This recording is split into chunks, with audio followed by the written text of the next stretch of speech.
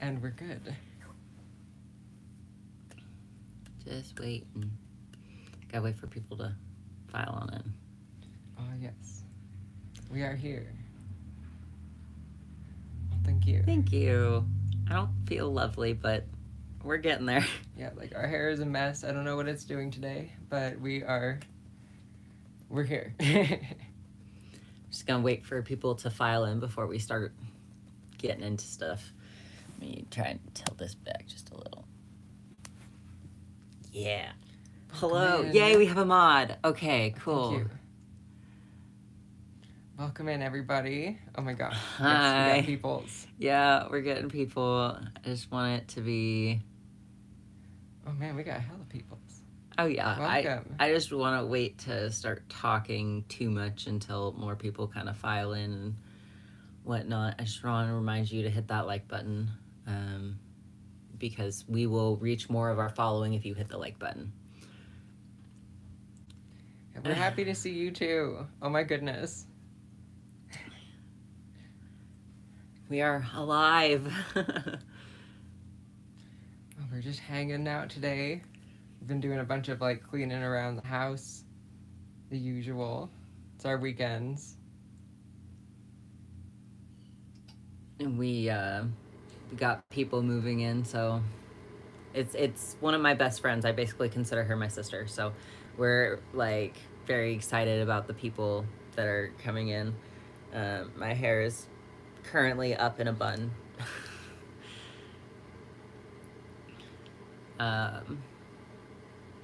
But yeah, so we are gonna talk first about our systems and kind of what's going on with us and whatnot, and then we will switch to the political talk at some point and start talking about the election and coping and all those things, because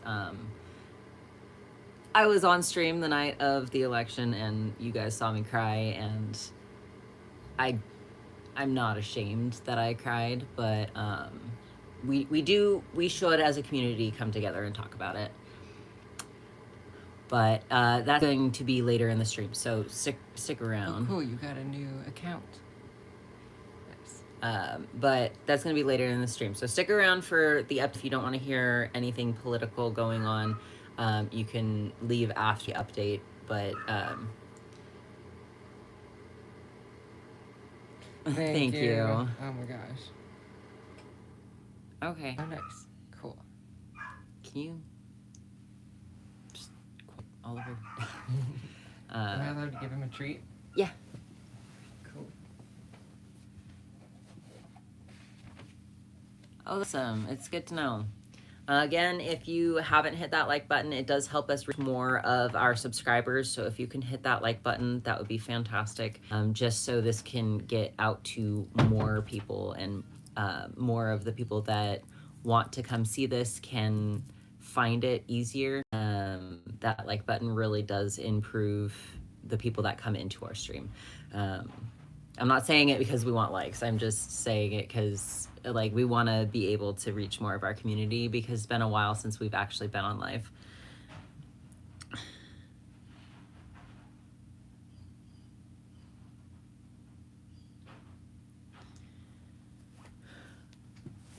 So thank you for hitting that like button and helping us reach more of that following. Ether shirt, yeah. Recently been binging your content for comfort. It's helped me a lot during the holidays so far. I'm glad. We will be doing some holiday live streams. I don't know if they'll be on the holidays themselves, but we will be doing some holiday live streams. So one of the updates that we have is we will be streaming once a week. If we cannot create videos, we still want to be with you guys. We still want to be able to connect with you and show our support for the community, show that we are not leaving the community. We do still have a presence. It's just really hard to make videos on a timeline, and it's really hard for the both of us to try to make videos. To get like the whole setup going and like film somewhere like nice at a desk. So we will It's be hard. live. We will be live once a week, every week. It'll probably be Mondays.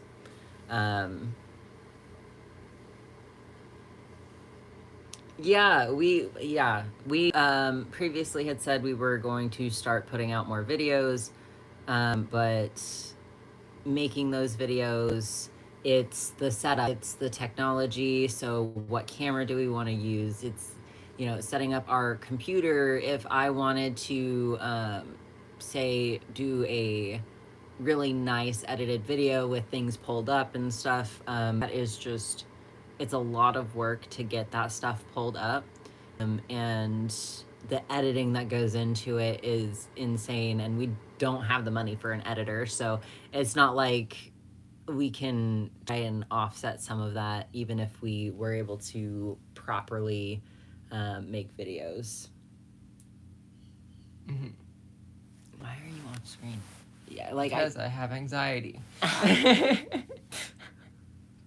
don't like to be in full view sometimes. See, and that too, like it's gotten pretty bad with our anxiety lately. Like our mental health doing some weird stuff. Our health has been doing some weird stuff too. Like we've been having to go in for more medical testing because our joints have been like absolutely failing us lately. I don't know what it is, but it's not a good time. It's a really bad time. Makes it really hard to work. Like we've been working ourselves, working retail again. We're supervisor now, which is nice, but still very much pain. So now gonna seek something at a desk or online, maybe even. if you have remote jobs that you can do from any state, please let us know.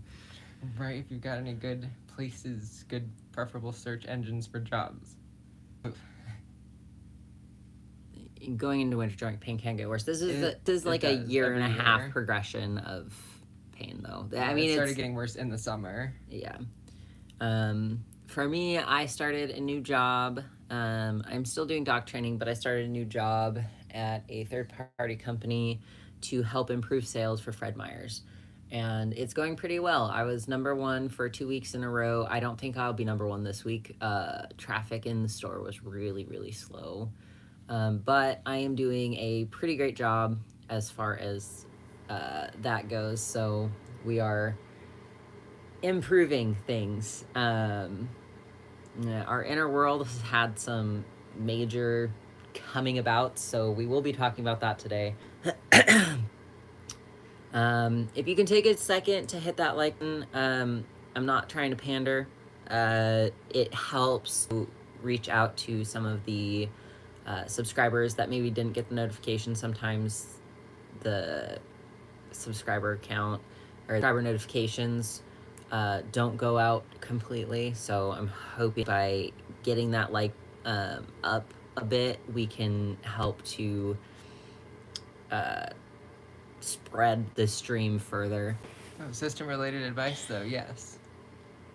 And it's about 1 o'clock for us right now. If you saw our post on Instagram or our post here on our community page, we said 1 p.m. PST. So that's when we started the live. Yeah, we have some, they're not new altars, but they are at the same time because they were hidden by dissociation and a thick layer of dissociative stuff. So we do have some new altars. 10 hours behind, dang. We do have some new altars that we may or may not talk about on this stream, but we want to know what your questions are for us, and if you guys are seeking any advice or wanting anything, any ideas for how to go about approaching gatekeepers. I know it's best to trust judgment usually, but one's been pretty shitty. If you have more than one gatekeeper, like finding someone who can communicate with that one altar can sometimes be more helpful. Like oftentimes the barriers will make it difficult to disclose information to specific altars, but like if you kind of try to like go around that, like say that gatekeeper is really friendly with a different altar that you can also access, speak to, then you can kind of like try to relay something to make sure everything is like Gucci. It's annoying because the one who are close to the gatekeeper refused to admit he does weird things. Another one. Start an open dialogue. Ask them why they have those views. Ask them why they're not seeing what the gatekeeper's doing. Any advice on denial or having d.i.d. or having trauma? I mean, we do have a playlist that is advice for, what is it, advice for beginners or advice for new systems? Something like that. I'm pretty sure. Something like that. It's on one of our playlists. We do have a entire, we should talk more about it, but we don't have anything of us. We haven't written down any information. So it's going to be kind of dissociated what we tell you. Yeah, I would say like, see, I'm freaking spacing out, but let me speak. Kind of examining how you are and how you interact with the world, and like, this is something that we do. Like, we wouldn't be the way that we are if we did not experience what we did in the past. And kind of, I know it's extreme, but we remember that a lot. Like, hey, like, I'm here, this is how I perceive the world, and if this did not happen to me, I wouldn't be feeling this way, kind of stuff. And the laundry just beeped, so let me go swap that over. And don't mind the doggo barking. My friend brought in her 2 dogs, and one of them is still crate training, and they are puppies. So puppies bark.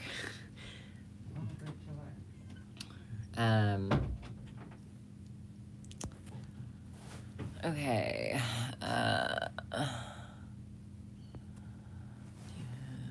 Okay, how do I go out? Alter being mad at someone, but the host is not mad. In that space, they're trying to yell at the person.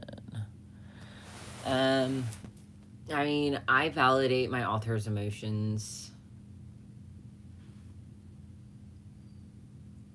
I validate author's emotion. I'm sorry if we're sleepy or dissociated too much. I mean, we are a d.i.d. channel, so it's kind of to be expected. But I will acknowledge their feelings, and I try to give them like a rage space in the inner world. So like the rage rooms they have out here, you know, being able to express their emotions safely without being too destructive to anything important. That is, I mean, we do similar things here if there is something that needs to be destroyed, like occasionally we'll have pallets. Sometimes it's cleaning, some steam mopping, but being able to put all that rage and funnel it to something productive or destructive, but destructive in a safe way, that is something that I will allow authors to do. If they are having those angry emotions, and being able to understand those angry emotions and why they feel the way that they do. I am not out about I'm sorry about covering the camera. It's on this side of the screen, so as I'm scrolling through comments, I'm not out at work about d.i.d. I think you are a little bit. My one boss knows, but everyone who did know has like moved on to other jobs, so at this point like no one knows, and it doesn't really come up in conversation that much, so I figure like why even, it's a lot of energy, and I spend most of my energy to like manage our pain, and it's wild, and our fronters have changed so much. Oh yeah. So much. And the whole news cycle, it's just, it happens every few years, honestly. Like, every shifts. Yeah. So we've had a sort of new altar. It's not an altar that we was an altar. It's an altar we thought was kind of like a fragment piece. What the hell's his name? Yeah, his name is Sorrel. Yeah, my boss is pretty cool about it. I don't know if she just forgot about it over time because, like, we just act like one person to a good extent at work. But yeah, for us, we don't want to tell people because in the past when we have told people, then oh my god, that dog, is he covered? No. Can you cover him? Yes. But sometimes we start switching at work, but it's mostly if a certain song comes on, sometimes that'll trigger out a specific part. A lot of the times they don't want that to happen and they're like, they pause for a second and they're like, oh, dang it, I'm at work. And then they just go about work. It's kind of what we all do at this point. Yeah, for us, we have like a switch set of altars that will work, and we're kind of a cohesive state while we're at work, so we don't switch nearly as much. It's just kind of a co-fronting situation, so that way no one gets overwhelmed, and if somebody does, then the other altar can take over. We've kind of come a long way as far as that communication goes. But Sorrel is one of the new altars in our system. We thought he was a fragment. He is in, if you guys watch the podcast that we have on here, we talked a little about the veil at one point, and it's kind of a dissociative state that altars are able to go to decompress and get therapy. And then when back, they don't actually remember any of the therapy or any of the stuff that happens over in the veil, but they still reap the benefits of what has happened in the veil. It's kind of an escape for some altars, so instead of going dormant, they'll go into the veil, so that way they compress and still be able to come back and do their job rather than completely going dormant. So that's where Sorrel is from. Sorrel is I kind of want to say persecutor. A little bit. Like, yeah, well, with the company he keeps, yeah. He's a persecutor. He's not very nice to certain altars. Apparently him and Numbers dated at some point.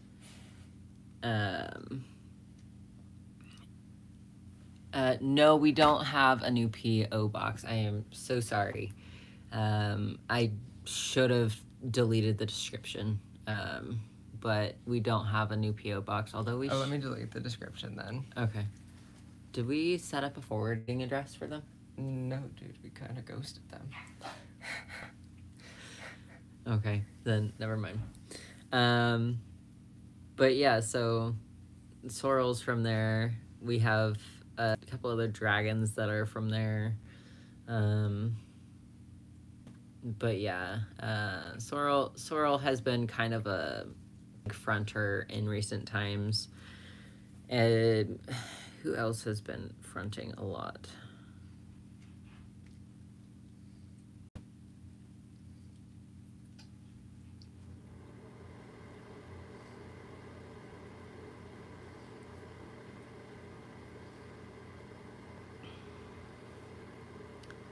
Let's see.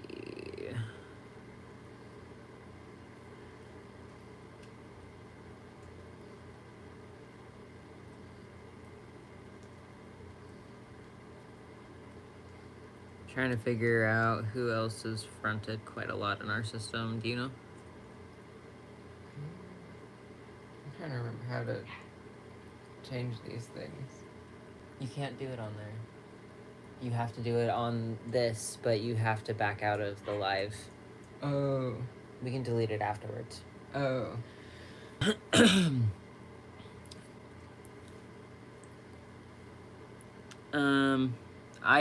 We're kind of a mess. Have you ever switched and didn't even know it happened? Yeah. Yeah. Yeah, here and there. Who's fronting? We're kind of blended. It's mostly Heather, I think. That Centaur's been around. We've been having a lot of fusions lately. Mostly, well, some parts that are, some that haven't been spoken about on the channel ever, or some that have been recently discovered and then just wanted to fuse very quickly. Dorcas, Saint, and Coda have been fronting quite a bit. You guys have not met Coda, and I'm like 60%. Maybe that'll bring some solidity to the front. Coda is, how do I put it that won't get us demonetized?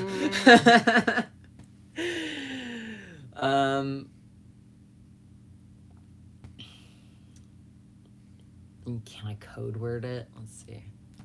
Interesting social background. Yeah, Coda does labor that is not legal here in the U.S. That is probably as simply as I can put it. And I mean, he has a fairly positive outlook on things, and Dorcas is very, not authority figure, but kind of like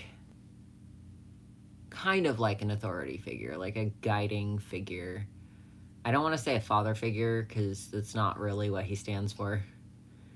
But he's kind of like a cool older cousin. Mentor, that's what I'm going for, you know, like someone who knows what's going on. How do you deal with alters that don't believe that it's okay to be a system, i.e. they masked, or they switched, etc.? We try to work on amnesia barriers so we at least know that they were there or not. That can take a while. It's kind of a process to work with amnesic things, and given that it's based in trauma, a lot of the times there has to be like trauma processing in addition to like just try to talk to them, and it takes a lot of work sometimes, but like kind of just trying to get through to them a little bit as you would other members of your system.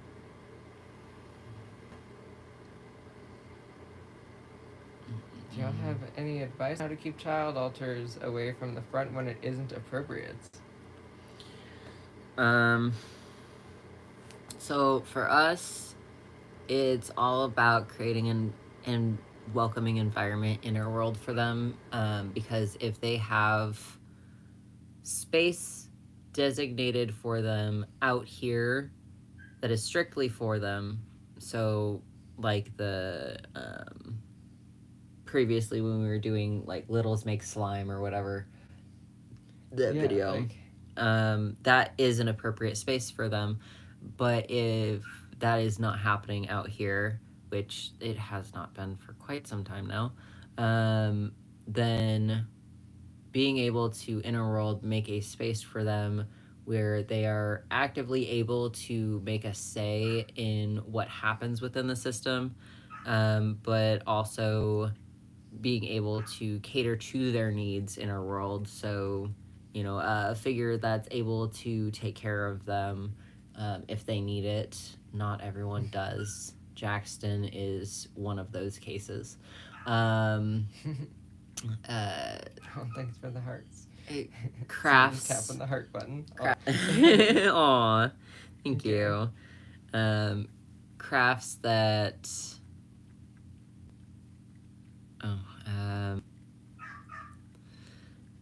Hi. Oh my goodness, hi. It's been crazy. Yeah, it's been a while.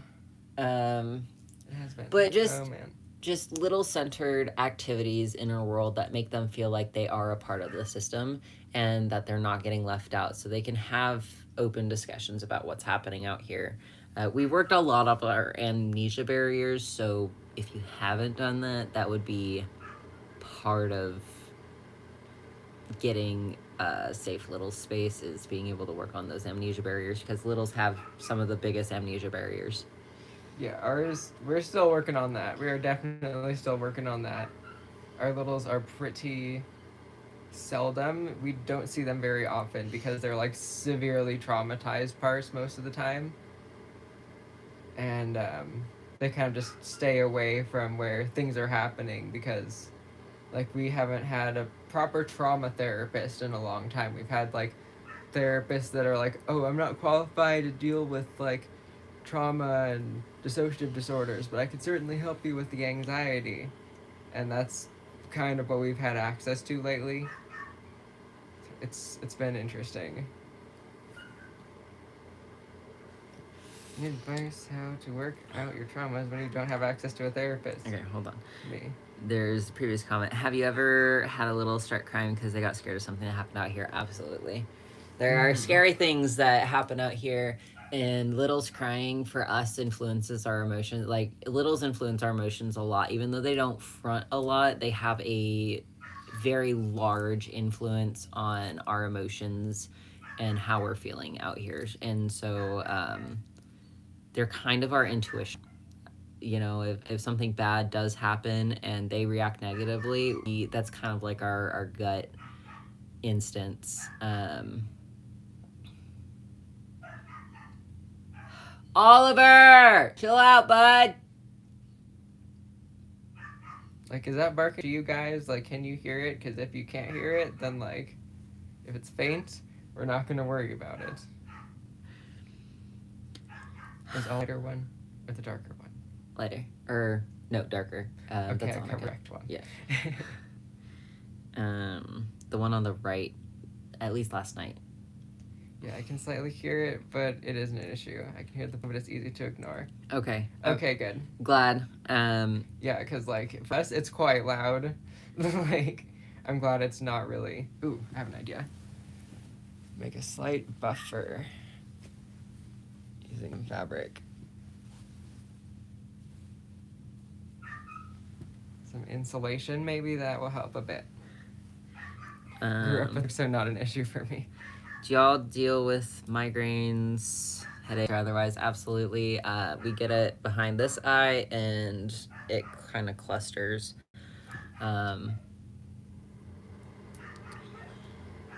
little distracted. Yeah, we can't do much about it. He's very young and getting used to crates. Odyssey did this too, honestly. Yeah, Odyssey was the exact same way. Odyssey was a horrible puppy. He's a chaotic little noodle. He's a fantastic dog, but he was an absolute puppy to deal with. So this isn't nearly as bad as him. Oliver will quiet down in a little bit. Yeah, they had just gone out recently before we got on the stream, so they're like, hey, why can't I yeet around the entire house? And it's like, bro, we can't keep an eye on you, and you're probably gonna eat the couch. Puppy Odyssey slander. Odyssey slander, yes, he was chaotic as chaotic as fuck. Yeah.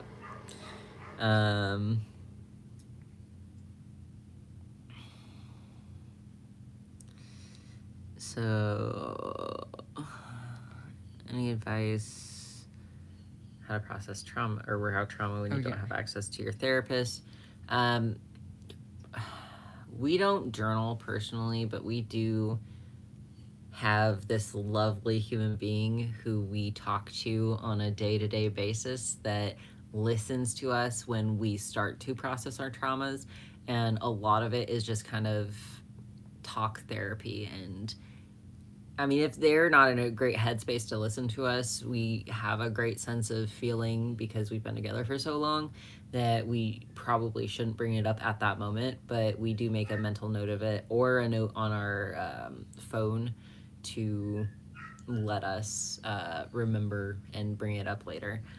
So having someone to talk to for us is kind of like some people having a journal to process their feelings and emotions. And if you don't have that, I encourage you to journal.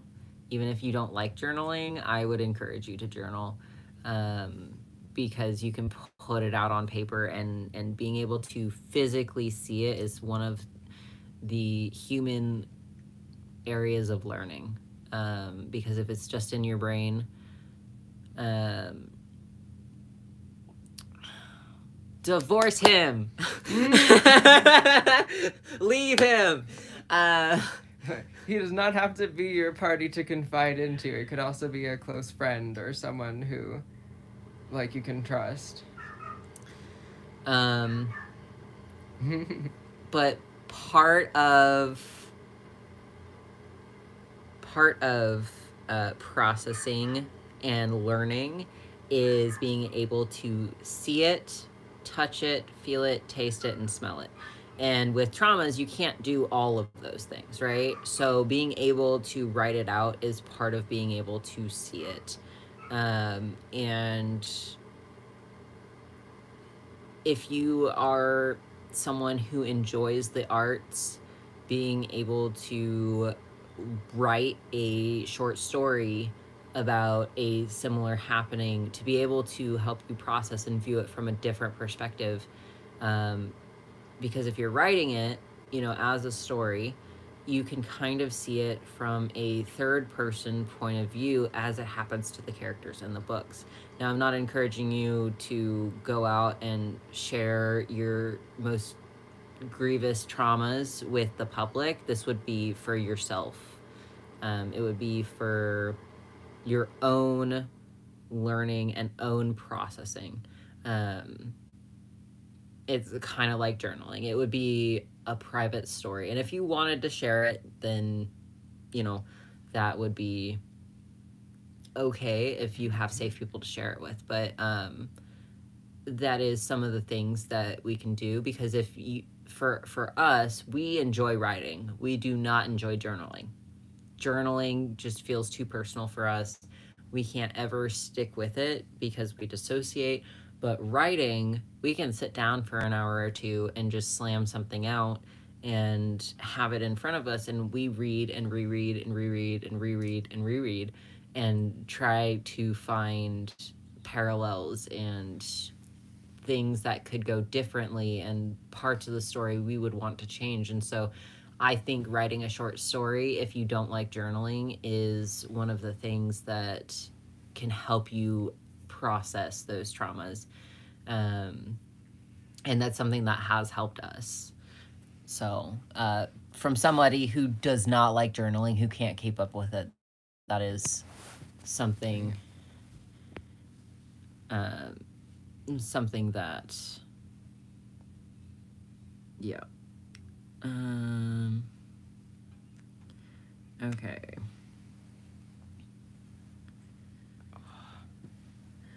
Just emailed our therapist 7 pages of notes, journaling, and bullet points for what we wanted to discuss in therapy. Felt good to finally be able to journal again. That's fantastic. I'm so glad. If we ever separate, he'll use my mental health issues to take my kids away from me. I would, if you have the means to, I would get a divorce attorney and see what they say. Like, you don't have to tell your husband you're meeting with them. I would get a divorce attorney if you want to, obviously, and look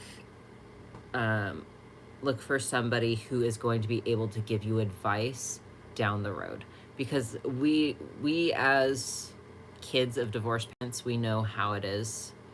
So if you can get that advice ahead of time, that would be definitely helpful. So we love you here. And if you do need support, please feel free to email us. Noemi.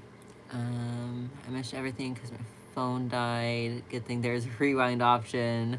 Oh yeah. How's Hollow doing? Does he still paint? He does still paint. It's really hard to tell how he's doing. He is not doing that, and he's very emotionally charged lately. We don't really know how to approach him. And he's been very distant most of the system.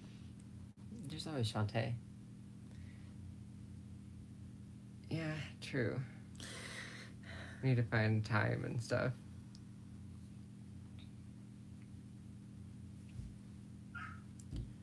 For us, it's weird. Writing and reading helps sort of start opening it back up, but for it to really be healed, we notice we have to talk it out.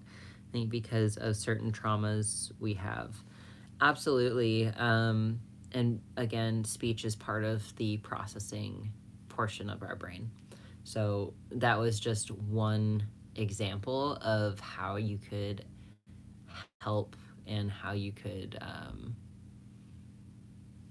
start that journey. Because we were asked, how, without a therapist, how do you start processing your traumas in a safe manner? And that is part of it, is, so we were just giving that type of advice. But we do acknowledge that talking it out is definitely one of those things that needs to happen to be able to process fully. I write my story traumas down, and it helps a lot. Rereading it works as therapy for me. Let's see. Love writing, more journaling, more of the journaling and or writing a diary for me in my system. Just love taking turns writing pages. I haven't told therapists about our system. Might do that soon. That is completely your choice. You are. Yeah, you can seek help for like specific things in therapy, like if you're having trouble with your anxiety, even though you might have like a dissociative disorder, you can still focus more on like the symptoms that you're experiencing and like feelings that might be making day-to-day stuff difficult. Like you don't have to like guts out everything on the table, because sometimes that disclosure could be like not the best for your situation, like if you're a minor or in just an unsafe situation. Depending on what state you're in, also it can also Okay, that be was difficult. How's nobody doing? Nobody's actually doing okay. He's in the west now. Everyone has been kind of moving towards the west, kind of in order to break down the amnesic barriers. We're kind of moving closer together in proximity so that there isn't that kind of like distance between parts, which has been good. And he's doing fine over there. I think nobody is in, or Hollow is in space. Nobody is in the west, but everybody's in the west. We need to find time to fully delve into our inner world, because so many of our system problems come from how our inner world is set up. That was us for the longest time, and just working on amnesia barriers, trying to break through to be able to communicate with alters helps a lot with being able to get into fixing your inner world, so to be.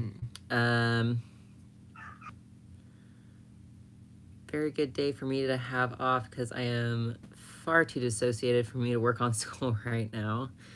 I think short stories as your alternative to journaling is really cool. Sometimes we will write out poems in place of journaling. I feel like short stories are so creative, and we judge ourselves. We judged ourselves at first too, but we fought through it, and we just continued writing.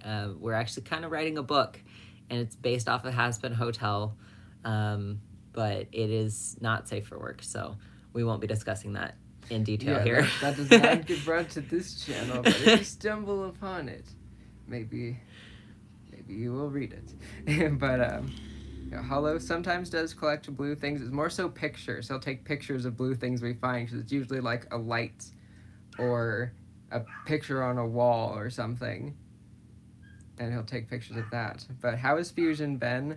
I remember you, mostly us, were pretty against it. But we're more so against the concept of fusing everyone back into one being, because that kind of seems unsustainable for our case. That's not really what we're going for here. We've had a few fusions. Gem is one of them.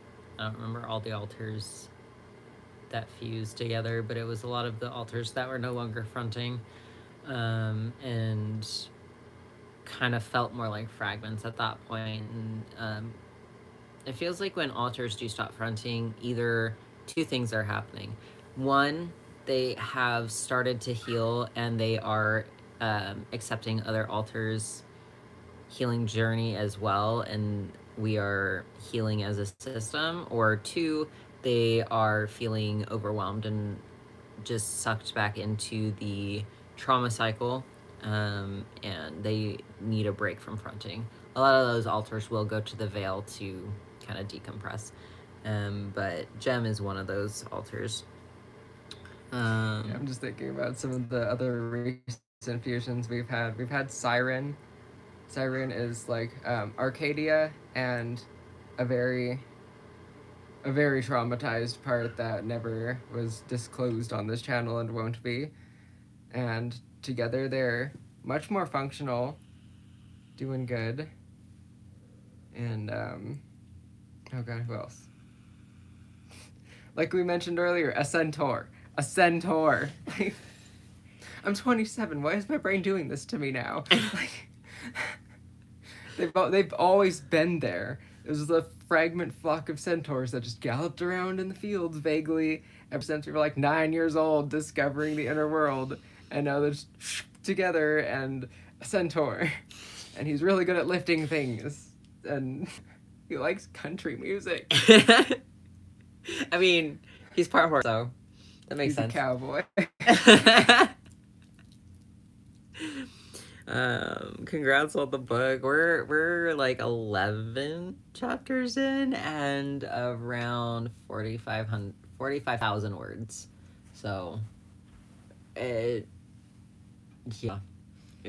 pretty good. We're not going to talk about the details of it here, but yeah, pretty proud of it.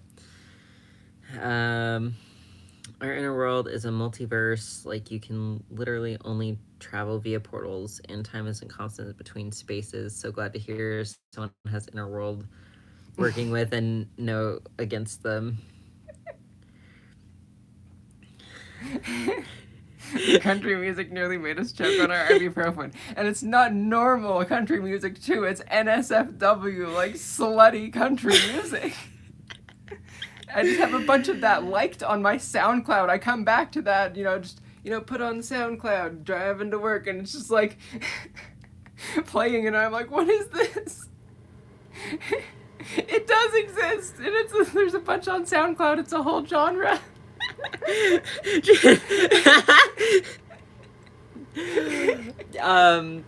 Okay, what is a song title that isn't an appropriate song title, but is one of the gay country music that we listen to? There is some. Someone says Ram Ranchers out. There's Dixon Dallas, but that's not what he listens to. He doesn't listen to either of those. It's not even like strictly gay. It's like both gay and straight slutty country music, and that is what he loves. Like, he'll be just like playing that and like organizing the stuff that we've been moving around, and oh my god. Right? If you are curious about one of the songs, yeah, I can't remember what they're called. Oh yeah. There's one called Good Lookin'. Good Lookin', that's what it is. Good Lookin', Dixon Dallas. Like, so if you like gay music and you are okay with not safe for work music, and you are interested in one of the things that we are listening to, that is one of the songs that we play. This is one of the listens to Swinger by Jordy Kiefer. He knows almost all of the lyrics, and he can sing it so good.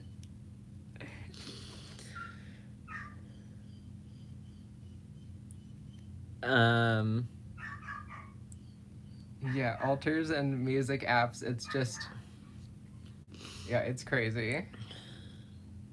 Our SoundCloud has everything on it. Dixon Dallas. That is the artist. Dixon Dallas, Good Lookin'. He has a few others. Yeah. Not on our playlists, though. We haven't added him yet. We need to, though.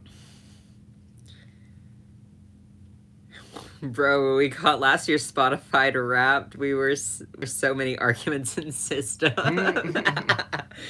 Ours, we had Spotify, would be mostly Has Been Hotel music. Loser Baby was definitely one of the songs that we listened to the most this year.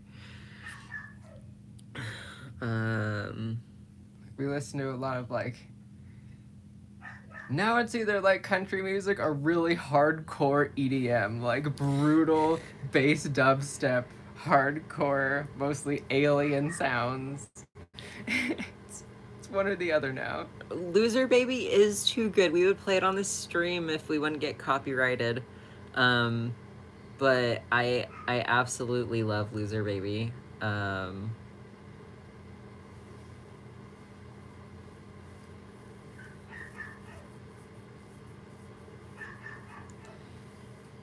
I was trying to figure out the lyric. If we eat shit together, we'll end up. Eat shit together, this could end up differently. Yeah. Yeah, we do like the trauma rap in Has Been Hotel. Like it's a nice show. It's very good. Absolutely. We process trauma a lot of times by watching episode 4. Like, right? Not Oh, even God. joking. We do. Episode 4 is like the healing episode for us. Same. Hey, LMAO, you get it. You get it. And then, more than anything, that song is a lot of father-daughter trauma and like processing what happened. For us, ours was different from theirs as far as our dad goes. But our dad was just very closed off emotionally and didn't like to give the support. Like, he loved us, he loves us, but he didn't know how to give the support in a way that was meaningful and that actually spoke to us. And so, more than anything, was definitely one of those songs that it constantly makes us cry. Like, we will listen to that in our car on the way to work. It would be like, oh my God, I want this.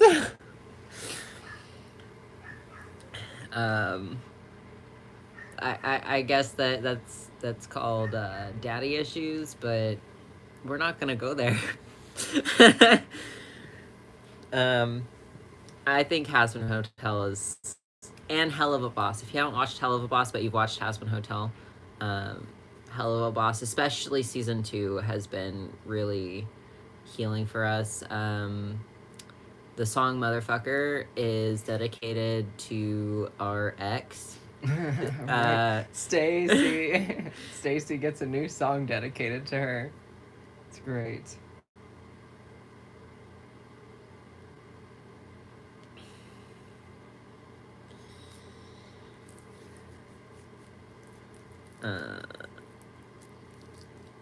Okay, what else do you guys want us to talk about? Oh dang, you're out of the camera view, McFlurry. You're so cute. I don't know if we've introduced this. We've had her for more like a year and a half at this point. This is McFlurry. We've mentioned her. I don't know if you've seen her. But yes. Adult life is not great. It's brutal. Jobs are hardcore, and so are bills. I think Entropy does have an interject from that show. Oddly enough, neither of us have interjects from any of those shows, even though we like deeply connect with them. Our brains are just like, nah. We have people who have those energies already. Yeah, Coda was here before we watched Has Been Hotel, and he just really connected with Angel Dust. And if that tells you anything about him, yeah, adult life, it's been pretty good. I mean, it's we're going not, through the process of getting a fence, which is going to be good. Yeah, it's been good and it's been bad. Both us and our roommate got a couple interjects. ALMAO. I'm surprised we didn't.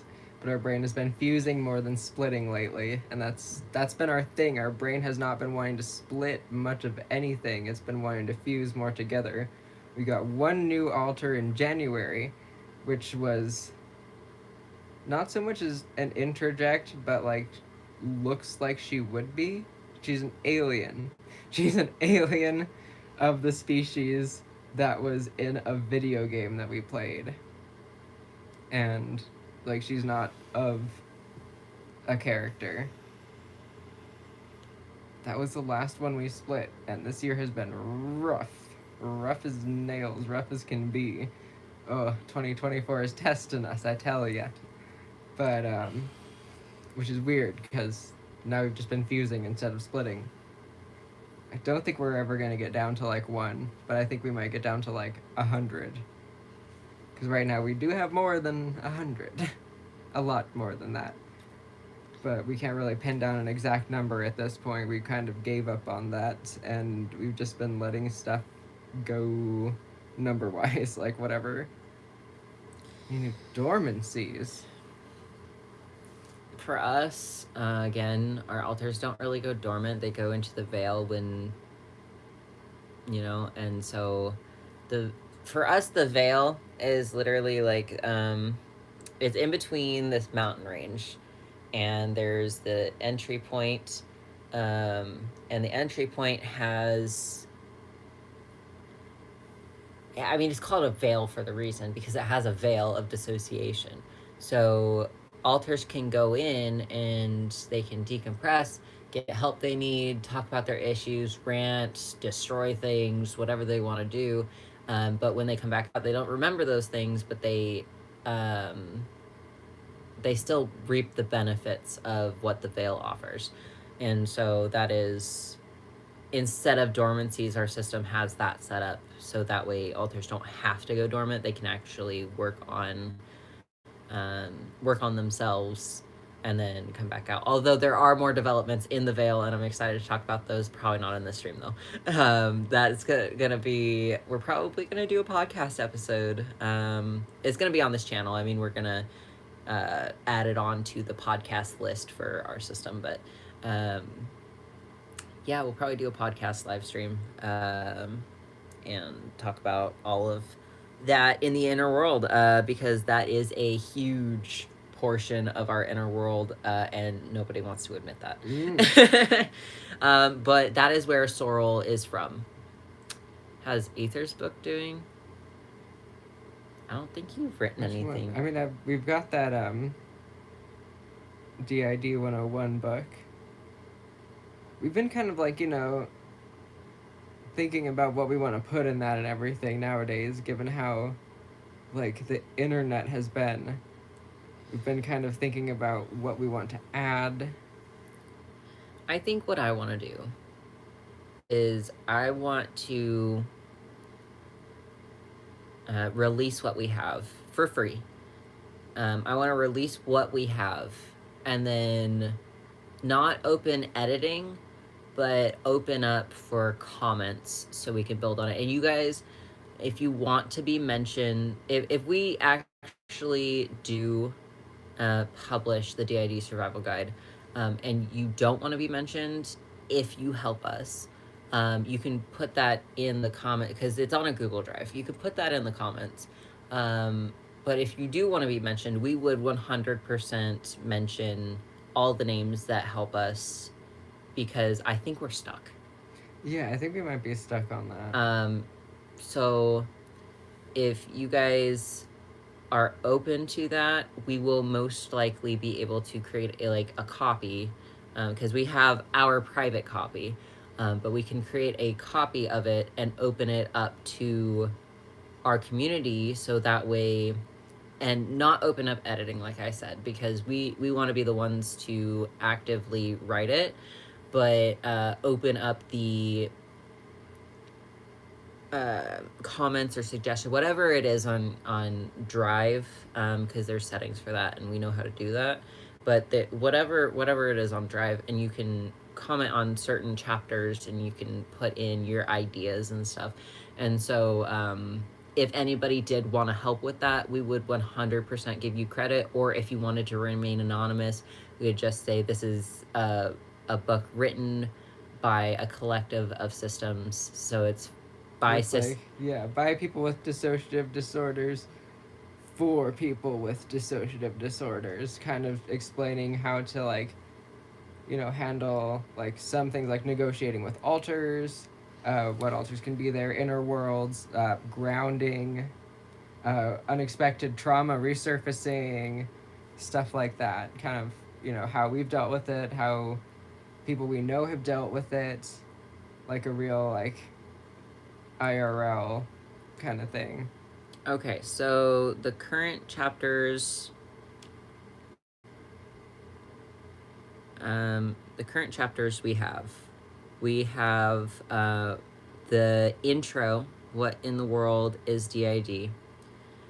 We have chapter 1, your mental health toolbox, how to build a toolbox, what to put in your toolbox, and advice on, as you further read into it, what you should be writing down and what can help you, your physical toolbox and your mental toolbox. Self-care when you can't function. That's a full chapter, by the way. So we will be releasing a lot of this stuff. I think after this stream, I'll go through on my actual laptop and I'll create like an actual like a folder. Yeah, a folder and a copy that I can share with the community, because I think this information is important, and even if we haven't finished writing it, what we do have down is helpful. So that is true. Chapter 4, amnesia barriers. Chapter 5, levels of dissociation. Chapter 6, memory. Chapter 7, flashback. Chapter 8, trauma processing and recovery. Chapter 9, alter types. I don't know if we actually want to do the alter types because there's so many definitions of what alters are and how each of them function, and it varies between persons so much, it's kind of hard to like say there's this type and this type. We'd probably say like there's ANPs and there's EPs, and like pretty much. Chapter 10 is inner worlds. 11, subsystems. 12, who's fronting. How to, a lot of the questions you guys ask us about fronting and amnesia barriers and things like that, that covers.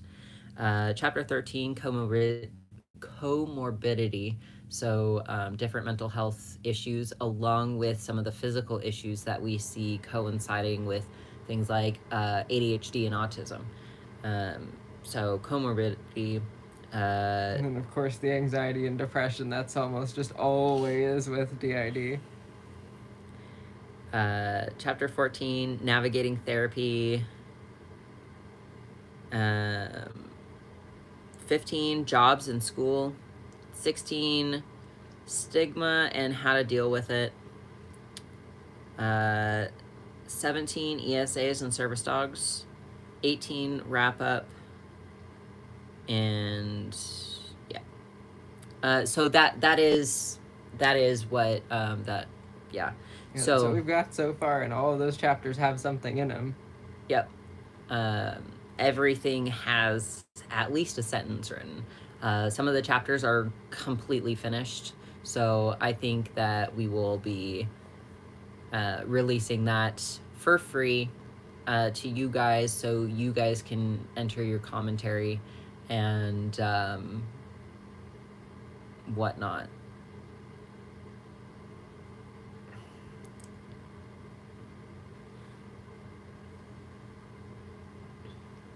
Let's see. Our inner world. A lot of things have just kind of moved around a bit. Like literally mountains scooting across the ground. Some pulled, some pushed. Others just appear there sometimes. Like, oh, it's just here now. How did it get there? I don't know, but it's that's where it is. And then we just have to kind of deal with it. And it's been interesting. It's been a big, like, coming together process on the inside here for us. Kind of learning how to exist with each other and to not make that weird hierarchy thing be how everything runs. Let's see.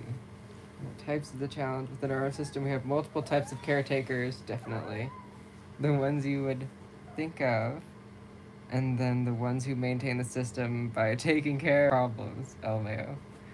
We've got an alter that is very uncooperative homework-wise, making getting through college very hard. They aren't interested in getting a degree. Got any suggestions? Uh, Possibly trying to make it an enjoyable experience for them. Like maybe, playing some good music in the background and having a snack or something.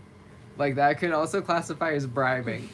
Bribe with snack if you can. If you have the resources to bribe with a snack.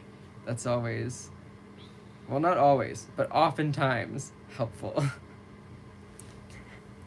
This cat is so happy. We have two caretakers we have two caretakers for our littles. One of them is a Loki, Laufey's an altar, the Marvel Loki, not the Norse god Loki. He's so amazing, the littles love him. That's cute. The caretaker is Wally Darling. He's from a website, ARG, called Welcome Home. Also, to be clear, taking care means handling what is basically the swarm movements, most likely. They're basically GLaDOS meets the Ink Demon from Betty. Oh man, that's gotta be rough to have up in your head.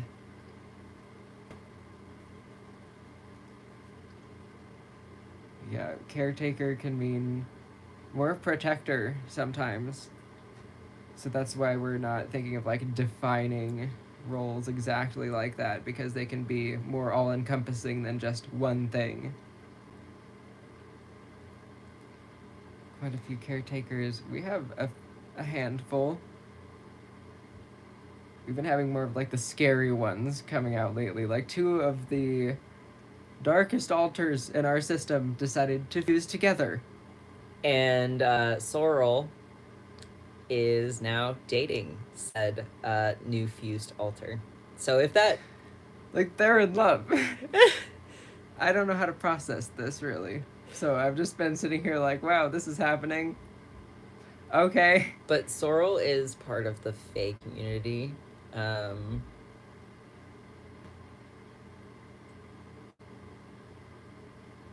So... Congrats on the new relationship. Thank you.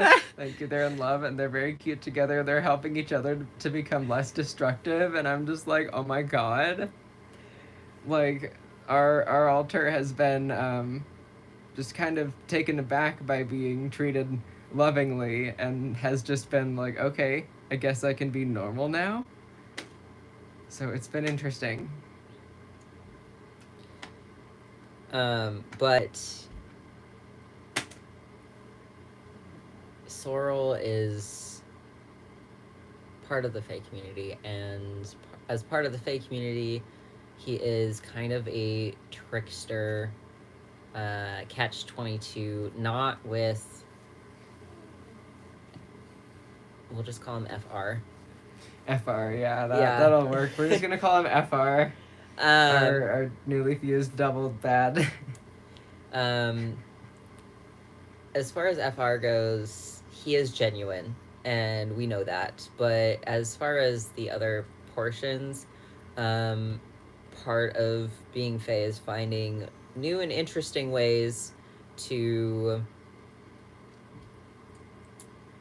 derail the destruction into a way that is okay, that is more acceptable, because the way that we see it is healing is not linear, and you can't just tell a persecution altar to do nice things. You have to work at it, and being able to say, well, don't do this thing, it's still destructive, but it is definitely less so. Ooh. My system is more like upside down kind of situation, for example. Looks bad but is good. We have a demon main protector, by the way, Amy. So they like nobody they find their storyline. Interesting. Um, that's relatable too, because a lot of our altars, they have like the side that most of the system sees. Then there's also another part of them that's kind of like a fragment that holds a lot of the trauma that splits like directly off of them. So we have a lot of like subsystems of one or two, and yeah, good night, plague. Sorry if you left before I said good night. Oh goodness.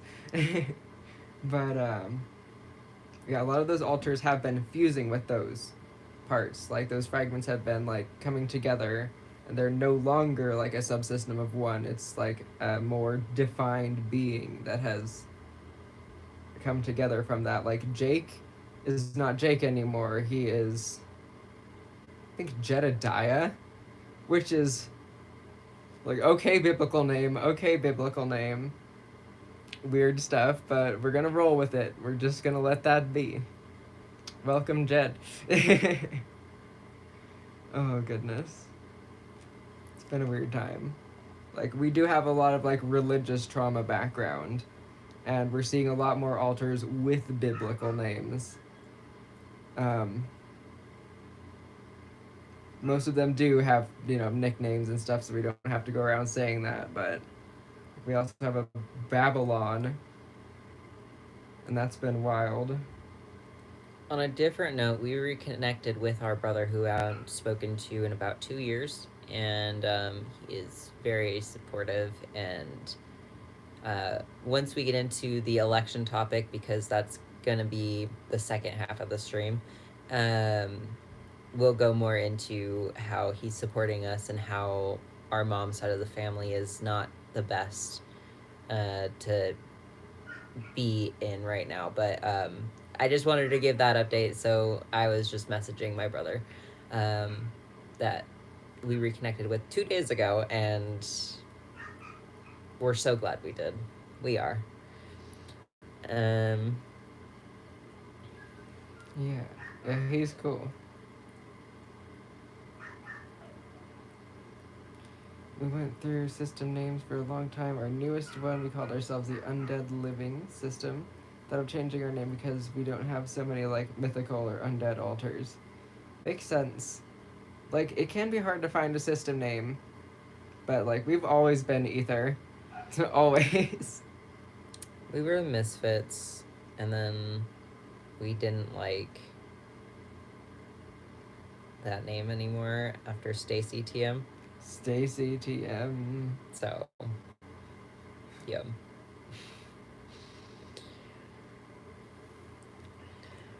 Makes sense.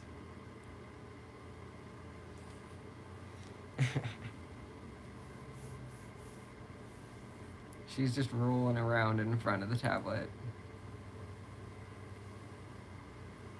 Never think of the possibility to have a subsystem. We have a whole chapter on subsystems. Yeah, and like subsystem doesn't also necessarily mean altar with altars. It could also mean a separated group that has heavier amnesic barriers. Like say there's a town of altars in someone's inner world that no one can get to. That could be a subsystem, or also called a side system. It just depends on what vernacular you prefer, honestly. Oh, and thank you guys for all your likes and everything. You guys has got us up to 41 likes. I just want to acknowledge that 41 people have liked the stream. Thank you for liking the stream, y'all. We appreciate it. It does help funnel 42 people. Oh yes. Yes. It does help funnel some of the subscribers in that did not get the notification. It will pop up further if they're perusing YouTube. It will pop up further on their pages and their suggested videos. So we appreciate the likes. As for the book, we want to address that if you guys have not been getting community notifications, we do post in the community tab from time to time. So after the stream, probably about an hour after the stream, check the community tab. I'm not kidding you. Check the community tab, because we are going to be posting what we have in the d.i.d survival guide, because it is comprehensive. It has a lot of different interesting things in it to help you navigate a system. Um, so we just want to let you know, check the community page, the community tab. If you go to our channel and you scroll over and press on community, in about an hour after the stream, not from now, but about an hour after the stream, we will try our hardest to have that link posted so you guys can, in the notes. So I'm going to give instructions on the post too, but I'm going to give instructions to you guys now. In the notes on the very first chapter, if you are going to be giving any feedback, any ideas, anything, if you want to be mentioned, please put what you want to be mentioned as. If you do not want to be mentioned, please put I'd like to stay anonymous. So that way we can have that as our reference. And then in the commenting or suggestions that you will put on there, if you guys want to put dash anonymous or dash whatever name you'd like to be mentioned as in the forward. But that will be going on the community page.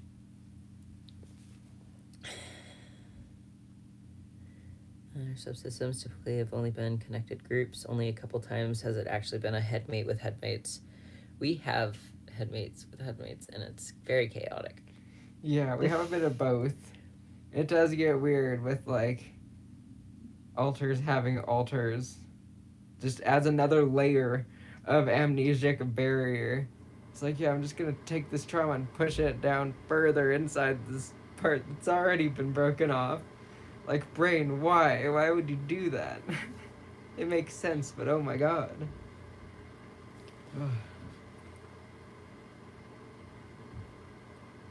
Maybe that's coming from upstairs. Thought we might go with something like the shows system or the artist system. I don't know, which do you guys think sounds well? I like shows. I do like shows. Shows. Pretty cool. Yeah.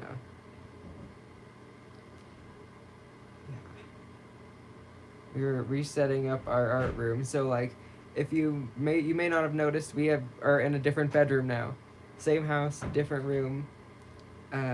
We had to turn the downstairs section to kind of the art / creatures section, and yeah, now our art stuff is in a different place, and we might actually be able to work more on it. Because as you guys may have seen in one of our previous streams, the art room was a hot mess. But yeah, we can finally work on some more of our art again, which I'm looking forward to, because we've got a bunch of paintings that have been just sitting and collecting dust, and I don't like that. Okay, we are going to switch gears here in a few minutes, so if you have other questions pertaining to our systems or questions pertaining your system or anything like that, put that in the comments. But after a few minutes and answering other couple of questions, we will be switching over to the election topic, because our community is hurting and we need to talk about it. Do another drawing stream. We will. It's a good idea. We will. Might do a painting stream, actually. You guys can do a painting stream. We'll do a drawing stream. It'll be great. And then we have to get the art room set up fully before we can do that, but it's definitely in the works.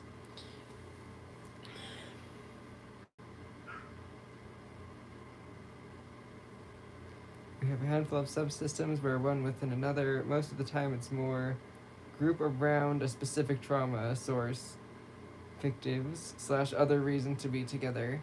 Pretty much like specific traumas, definitely can kind of group altars together. Yes. Any holiday crocheting projects on the horizon? Our joints have been getting so bad, it's been hard to crochet a lot, even our wrists and fingers. So right now we're working on one though. We have it right here. It is a scarf that looks like chain links. Yes. I don't know if anyone's seen this before. But yeah. Got about this much left. Or that much done so far.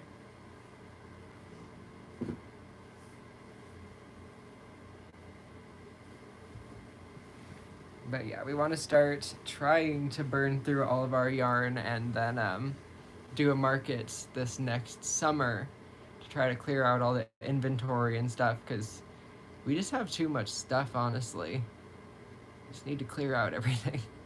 We might do some sort of flash sale stream once we get like everything all together and pick up a bunch of envelopes.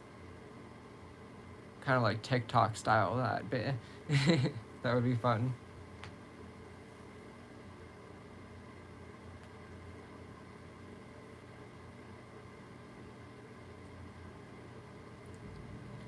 Yeah, and then oh, I should freaking tell you guys like some of like we do a lot of drawing too. I just want to say, is your Facebook pay on the mortgage card?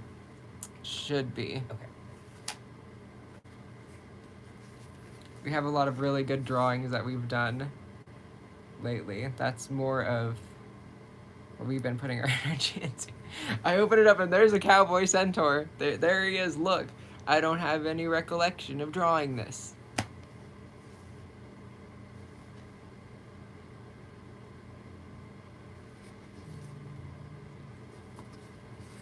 But yeah, one of our altars has recently been kind of changing in appearance a lot and developing over time. Like, now she's starting to look like a flippin' noodle. I don't know how this happened. One morning she just elongated and we were like, oh, okay. That just happened.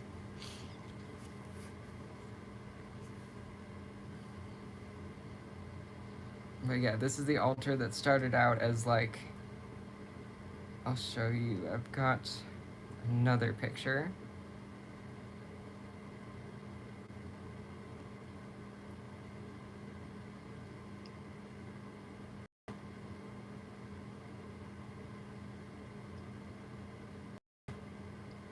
It's very old. It's a long time ago. Yeah. Drawing from 2021. She used to look like that. How much And do you over need? the year has changed. I thought we said 535. I know what we said. I'm asking you, how much do you need? Okay. Sorry, we got to take care of some money stuff real quick.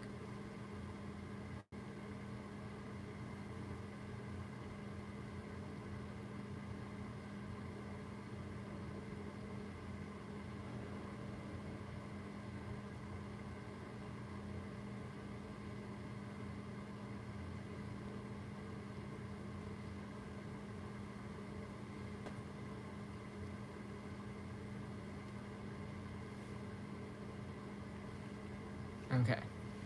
Good. We got the numbers and such.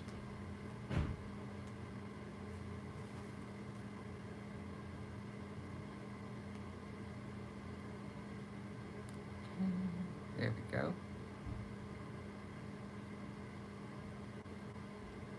Oh, thanks. Mm-hmm. Wanted to know if we could sign off with our altar sign off.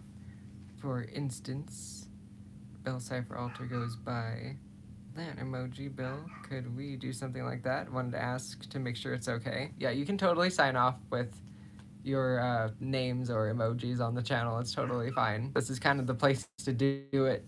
That's totally good. As long as you all are comfortable with it. But yeah. Ilya is the one that turned from that wolf to that dragon, and I don't know why. I mean, fusions were the first reasons for her to start, like, shooting light out of her face. But yeah, that dragon one, I don't even think she fused for that. Just growing up, I guess. d.i.d and aging. It's a real thing.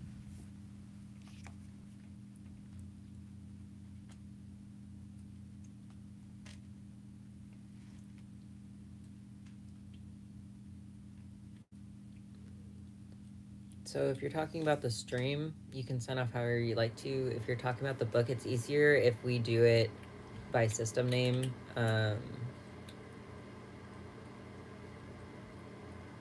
Because if a bunch of people help us, and we have a bunch of system names, and then we have alter names, it's a little hard to differentiate. But if you're just talking about the stream, like, sign off on whatever you want.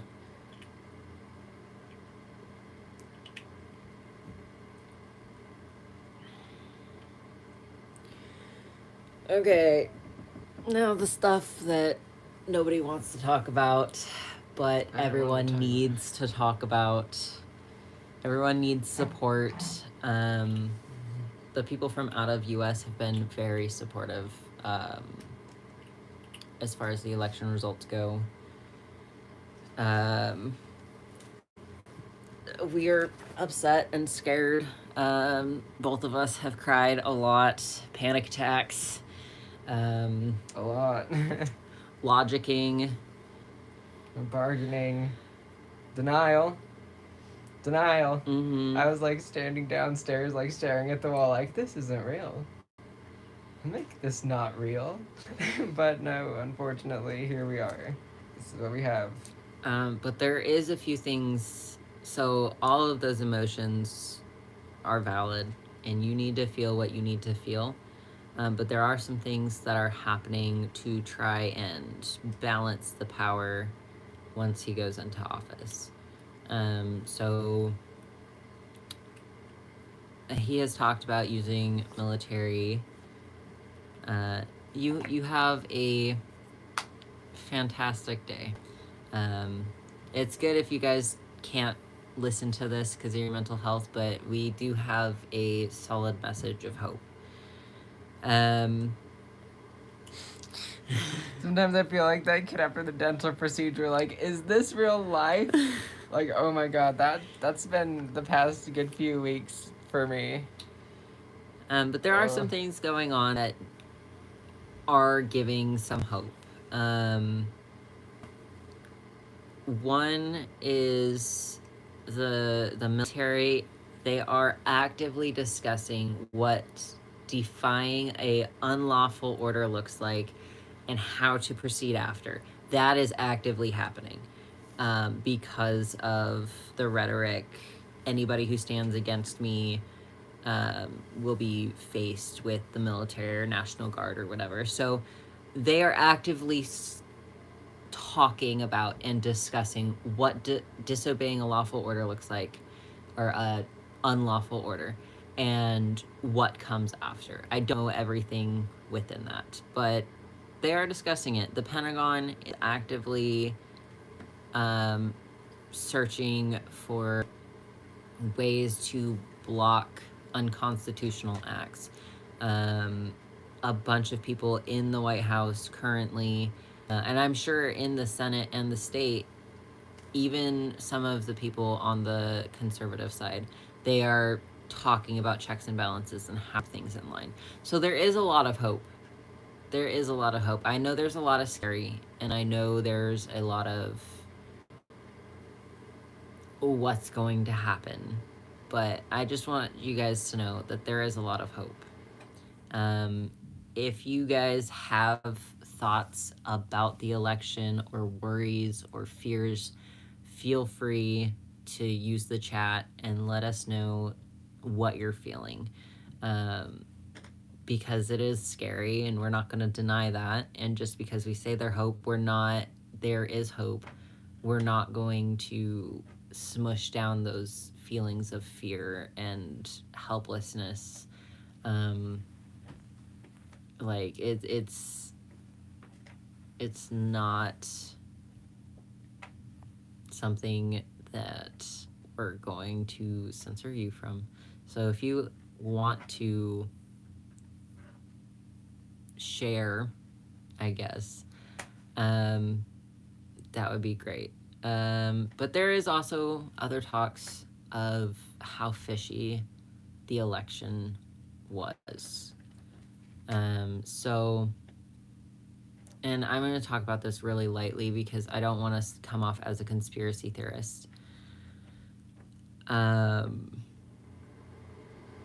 But there are a lot of people, individuals, who are talking about their ballot not being counted, not being received, or them being completely unregistered even though they voted.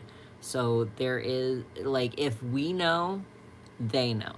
Meaning, if we know Biden and Harris are aware of these facts and they are looking into them, even though they're quiet, there are still things happening in the House to try and figure out what happened. Because there were, according to news stations, there were record turnouts everywhere. There were lines outdoors. That, like, it took, so there was record turnouts, but it was like one of the lowest turnouts. There were record registrations to vote, but it was one of the lowest turnouts. So they are looking into it. There is a reason why DT has been so quiet. He's watching. He's trying to see if we're gonna figure it out.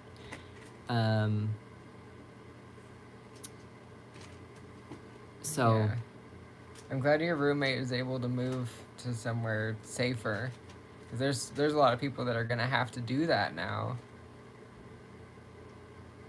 I really hope that there's more places that are available for them.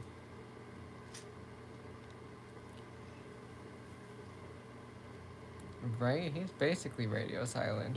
It's pretty sketch. I mean, I have conspiracy theories, and if you guys want a separate stream just for election conspiracy theories, I'm down for that. But I won't be spreading that here because they're not facts.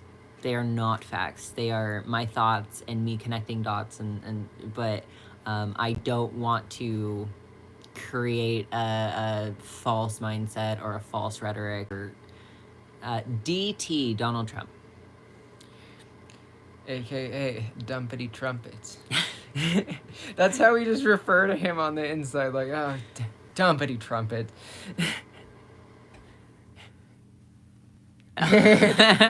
Or Dolan Tramp, or Dupe Troop. There was a whole Facebook post that I saw, like, don't say his real name, say bastardizations of the name, so that, like, the algorithm doesn't, like, catch on to that and he doesn't get more traction.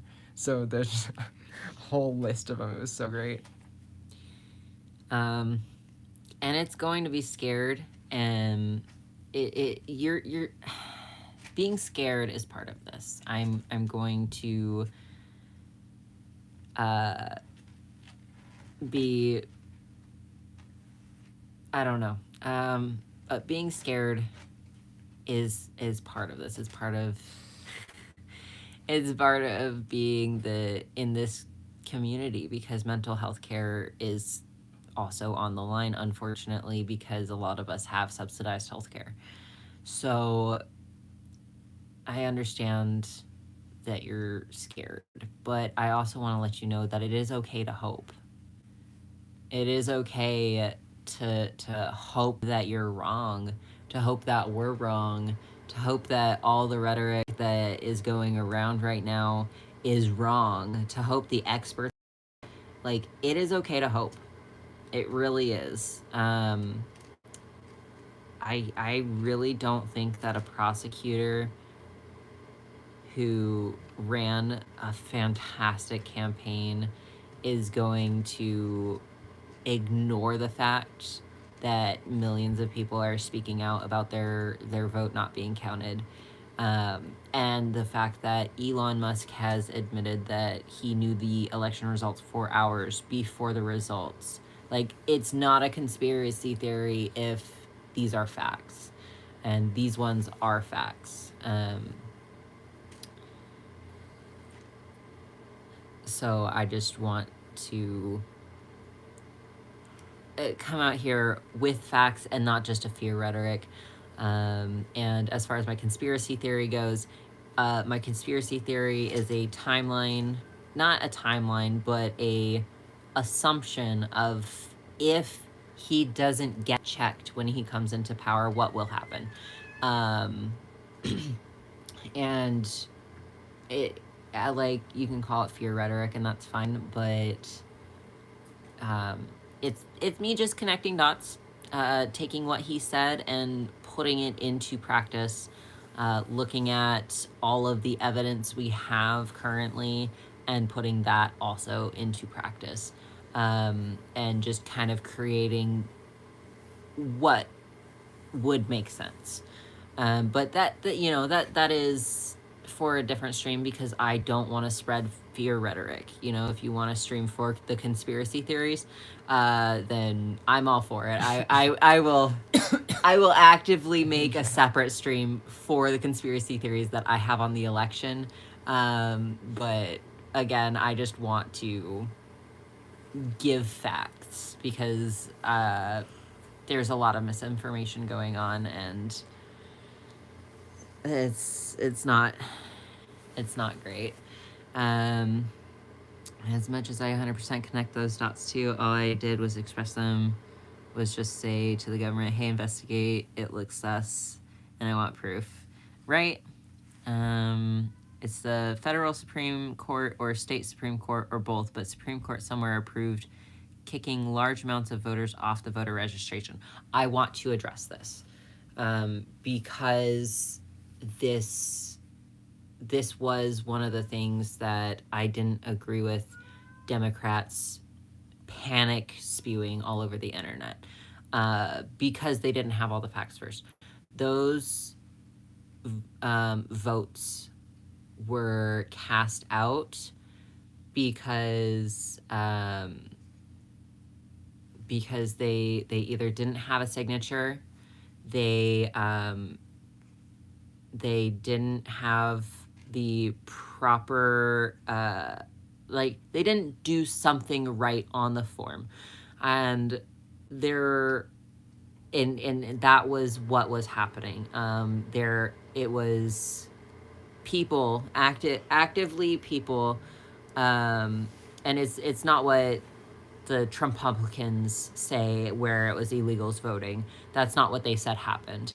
What they said happened was it was people who either didn't register the right way, meaning they didn't give their SSN number, they didn't go in and follow the process completely, or something was wrong with their ballot and it either wasn't signed, wasn't marked correctly, or if like 2 bubbles were filled in, they had to cast those out.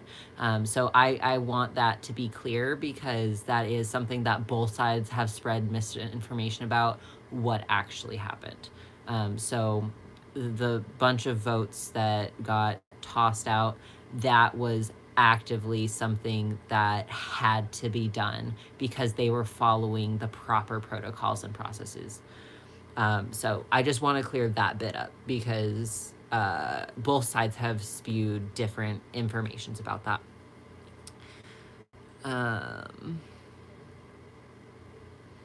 If it's factor just theory, but thought that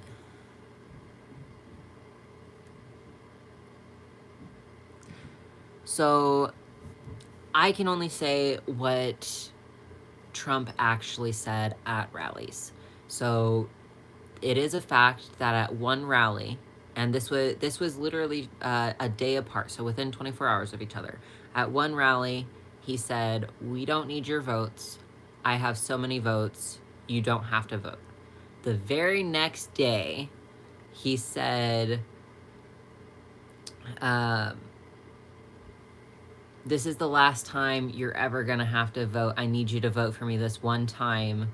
After that, you won't ever have to vote again.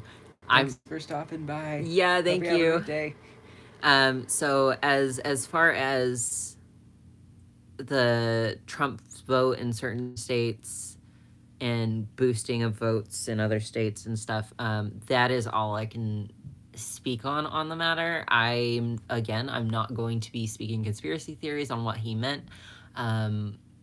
Experts have said that he is in cognitive decline, so whatever that means. But I don't want to spread that misinformation around, so I'm just that is one of the things I have seen. If we could just stop getting senior citizens for our president, that would be like chef's kiss. Yeah, because like their views and such are more so what would be for their youth, not for the youth of today. So having someone that was younger would have been great. She was doing TikTok memes and stuff, man. It was so good. Oh, it was so good. And there's definitely something off because his rallies were half full and her rallies were fully packed. Like, make it make sense, you know? Mm. She raised more money than him, too. She raised a hell of a lot more money than him. Good. But for... math is not math. No, it's not. And like... So, last election, when he lost, and they went and rioted the Capitol because they thought it was rigged. Like, I always say, if your voters are trying to say that something's not right, even if it is the voters from the conservative side, no matter who it is, you should listen to those voters and do a recount. And that's what they did. And they actually found that they miscounted for Biden. You know, they had more votes for Biden once they were done counting. And these processes are monitored by officials, and they're monitored to make sure that no one is sneaking anything in or messing with the votes or anything. So when conservatives actively said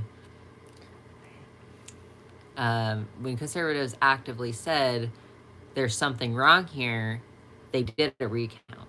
In those states that they said there was something wrong in, they did a recount.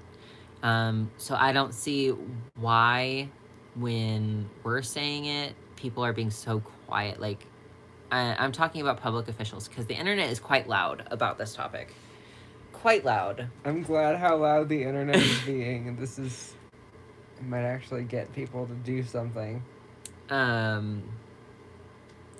But something is definitely up, because if you have voter registration up and record high, if you have voter turnout record high, but when you go to count the votes, the turnout looks like it's record low, you got something going on that shouldn't be going on.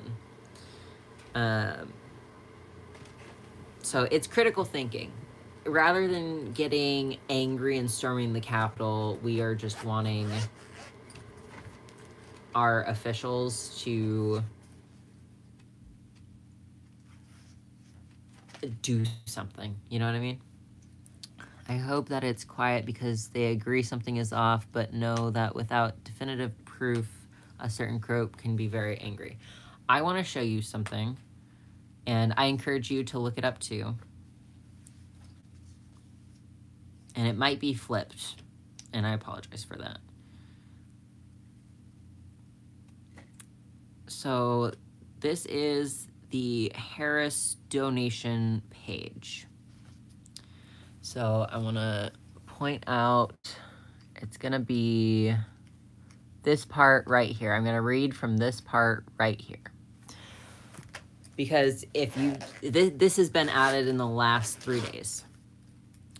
It says the first 41 grand from a person / multi-candidate committee will be allocated to the DNC. The next 3,300 / 5,000 from a person / PAC will be allocated to Harris for President's recount account. And that's been added in the last 2 days. Or 3 days, sorry. So we can't say anything official, obviously, because she hasn't said anything about what this means. What the Harris for President's recount account is. We obviously can't say anything about what it actually means. But we can say that it's been added in the last 2 days, and from the name of it, it does sound like they are trying to push for a recount. And I agree. But again, that is on the Harris donation site. That is telling you where donations are going to be going. And where my finger's wiggling is where it says that.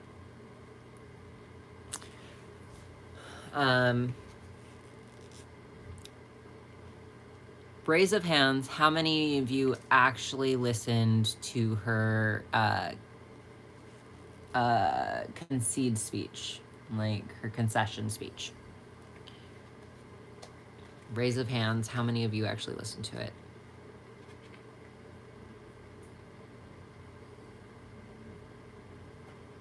If any. Or put an H in the chat for hand.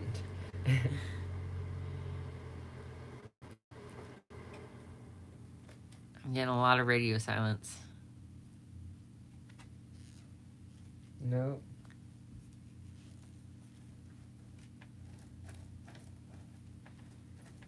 Okay. I'm not gonna lie, I cried. Yeah. Oh god, we cried a lot. We cried a lot. Yeah. A bit of it. I was on the car radio.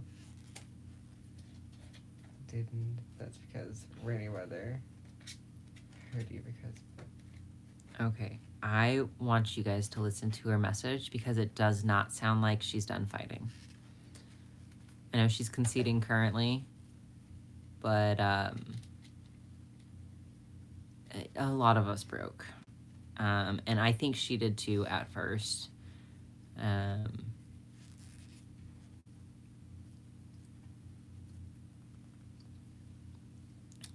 So I'm just gonna look up the speech and read parts of it.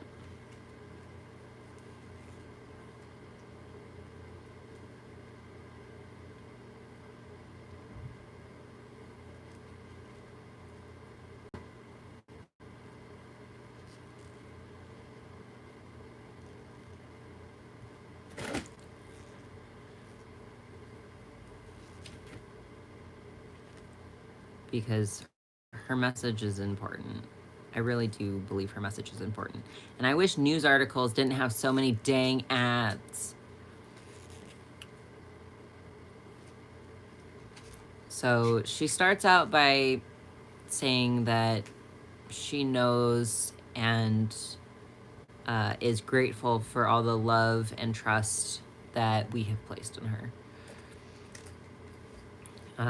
She acknowledges that the election is not what we fought for and not what we voted for. So I want that to sink in.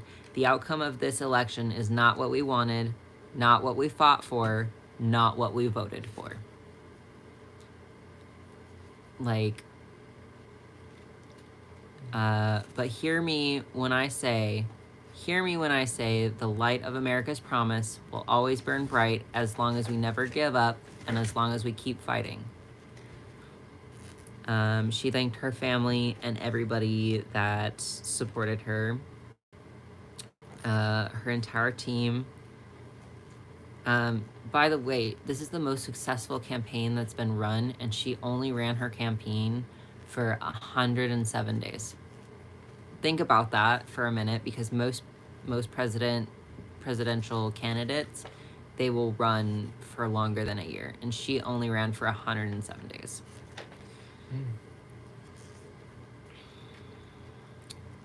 We have been intentional about building community and building coalitions, bringing people together from every walk of life and background, united by love of country with enthusiasm and joy in our fight for America's future.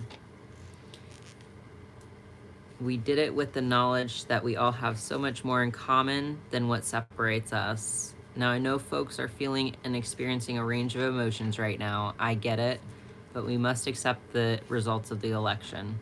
And she doesn't say we have to, I mean, we have to accept it. And she congratulated him on his victory. And there will be a transfer of power. I get that. But I don't think she's completely conceding. She did put a little riff in there at Donald Trump. Fundamental principle of American democracy is that when we lose an election, we accept the results.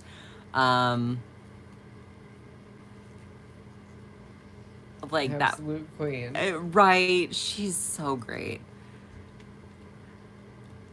That principle, as much as any other, distinguishes democracy from monarchy or tyranny.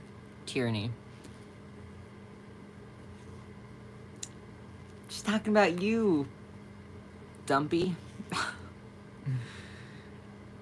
Anyone who seeks the public's trust must honor it.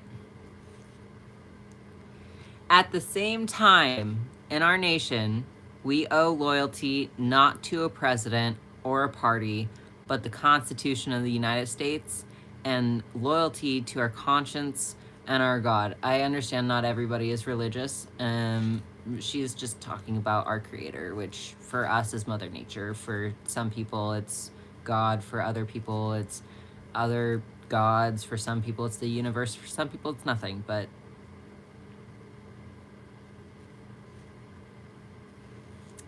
while I concede this election, I do not concede the fight that fueled this campaign. The fight for freedom, for opportunity, for fairness, and the dignity of all people. A fight for ideals at the heart of our nation, ideals that reflect America at our best. That is a fight I will never give up. Like, she is not giving up. I will never give up the fight for a future where Americans can pursue their dreams, ambitions, and aspirations, where the women of America have the freedom to make decisions about their own body and not have their government telling them what to do. We will never give up the fight to protect our schools, our streets from gun violence, and America. We will never give up the fight for our democracy, for the rule of law, for equal justice, and for the sacred idea that every one of us, no matter who we are or where we start out, has certain fundamental rights and freedoms that must be respected and upheld. We will continue to wage this fight in voting booths, in the courts, and in the public square. And we will also wage it in quieter ways, in how we live our lives, by treating one another with kindness and respect, by looking in the face of a stranger and seeing a neighbor, by always using our strength to lift people up, to fight for the dignity that all people deserve, to fight for our freedom will take hard work. But like I always say, we like hard work. Like, she's a wonderful human being.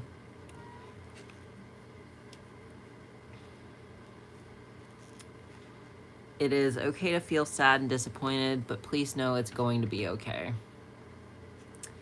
On the campaign, I would often say, when we fight, we win. But here's the thing. Sometimes the fight takes a while. That doesn't mean we won't win. The important thing is, don't ever give up.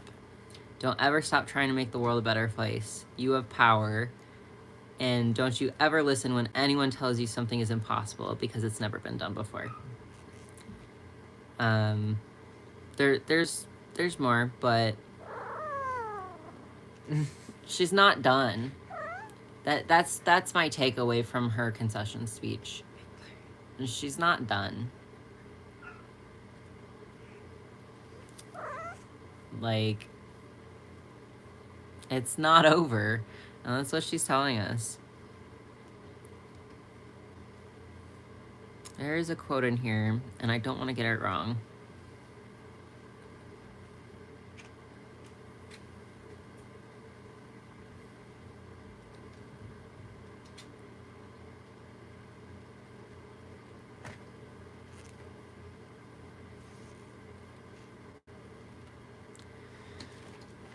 Only when it is dark enough can you see the stars.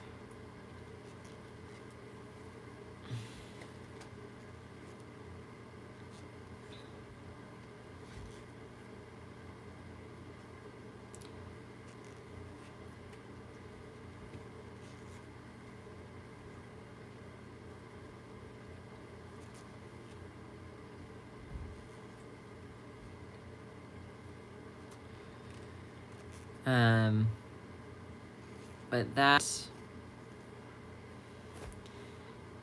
right, that's amazing.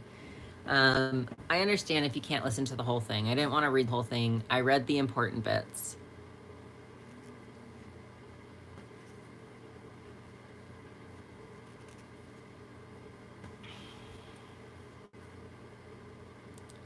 If you're a Trump supporter, get off our fucking platform. I will block you. I don't care.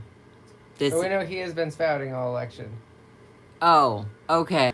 I misread it. I'm sorry, but I will not allow Trump supporters to sit here and hateful rhetoric.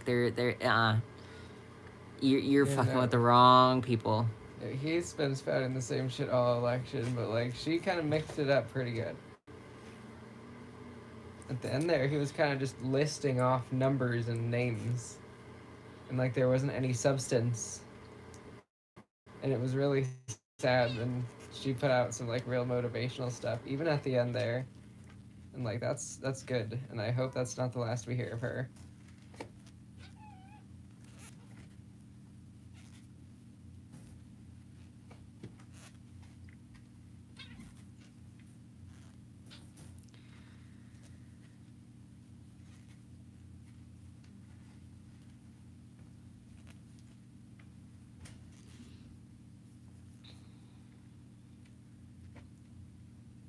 Right? Like, the trickster senses be tingling. Mm-hmm.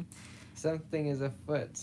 Felt different than usual, and I felt scared by how intense her speech was, like saying to keep fighting regardless. Yet she is not done. There is no way that this is done. There just isn't. The start of what you listed off sounded like it was worded in such a manner that it would placate a certain egotist who would miss the subtlety of it while sending a message in subtext. Mm-hmm. Expressing Christianity is just a part of being U.S. politician, to be honest. It is. Right. Politicians are so Christian coded, it's so weird. They have to be. They have to be because the majority of Americans are Christian, so they have to appeal to that base as well. No me like you that.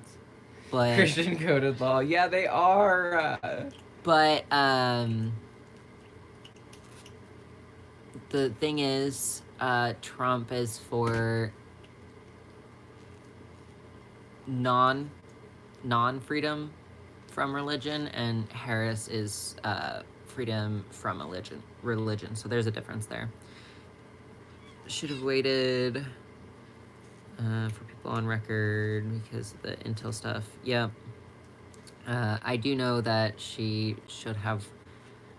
I mean, she didn't wait because she had to, because the fact is the night of, she walked out on people, and the day after, everyone was like, oh, well, she didn't even give a concession speech, she didn't even speak to her fan base, she's abandoning them. So she had to come out and speak, she had to say something, and she wanted to give messaging to us that it's not over, that she is still fighting for us behind the scenes.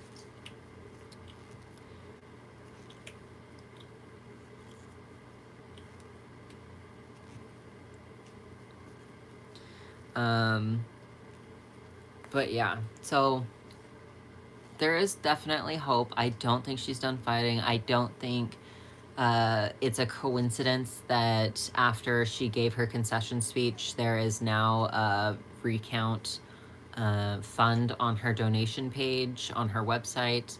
I don't think any of this is coincidence. I think there's too many for it to be called a conspiracy.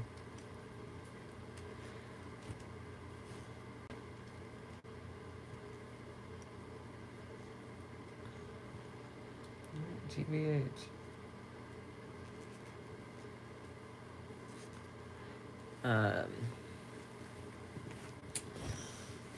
So let's talk a little bit about family and the people we decided to block and the people we did not decide to block because they voted for him. So the people we decided to block want no part of a conversation. They spout the same rhetoric that he's been spouting all election. It's the people that say, go cry about it, right? The people that mock us for crying about it, for being devastated because we know the ramifications of what this election means. So those people we blocked hardcore. The people we didn't block, like our mom, is because they don't see it. They're in a cult, and with cult mentality, it's really hard to get out. But our mom has very liberal leaning views, but she's sucked in by the cult. All she does is parrot the same talking points that Trump touches on. So she's just parroting information, and she's not open to learning about the new information. But she is accepting of everything that we believe in. She just thinks that the other party is the one that's trying to unite people. And we're trying really hard to get through to her. And I know she can be reasoned with. She can hear what we have to say and might not all at once believe what we have to say, but she can agree with us that human rights are rights. And there's a lot of stuff. She's also not very educated on anything besides what Trump spouted off. Like, well, the illegals are committing crimes. They commit 1% of our crimes. 1%. And I get that. It's not okay, and yeah, they should be held with due process. But that was her main talking point. Also, that women are killing babies at 9 months. I had to explain to her that the abortion topic and what that rhetoric is women with wanted pregnancies. Anything that does not result in a live birth is labeled medically as abortion. And so those 9-month abortions are women who actively wanted children that carried that pregnancy to term, and that is what that is. So I had to explain that to her, and she was like, oh, well, I need to do more research on that before I just straight up believe you. But she said she needs to do more research on it. So there are people who can be reasoned with that we don't actively block, because we know that they don't actually believe in what Trump stands for.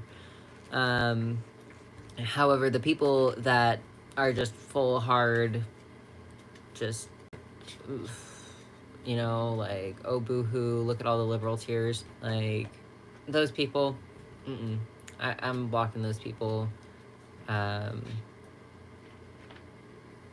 Yeah.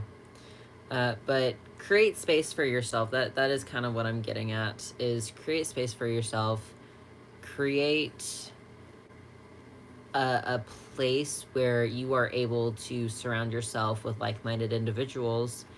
And if you want to know what is going on, then, you know, search that. Don't take it from the people who are actively supporting him. Take it from news sources. Take it from people who have studied politics. Take it from people who are actively in the know, because then you're not getting that hateful rhetoric. And don't read comments.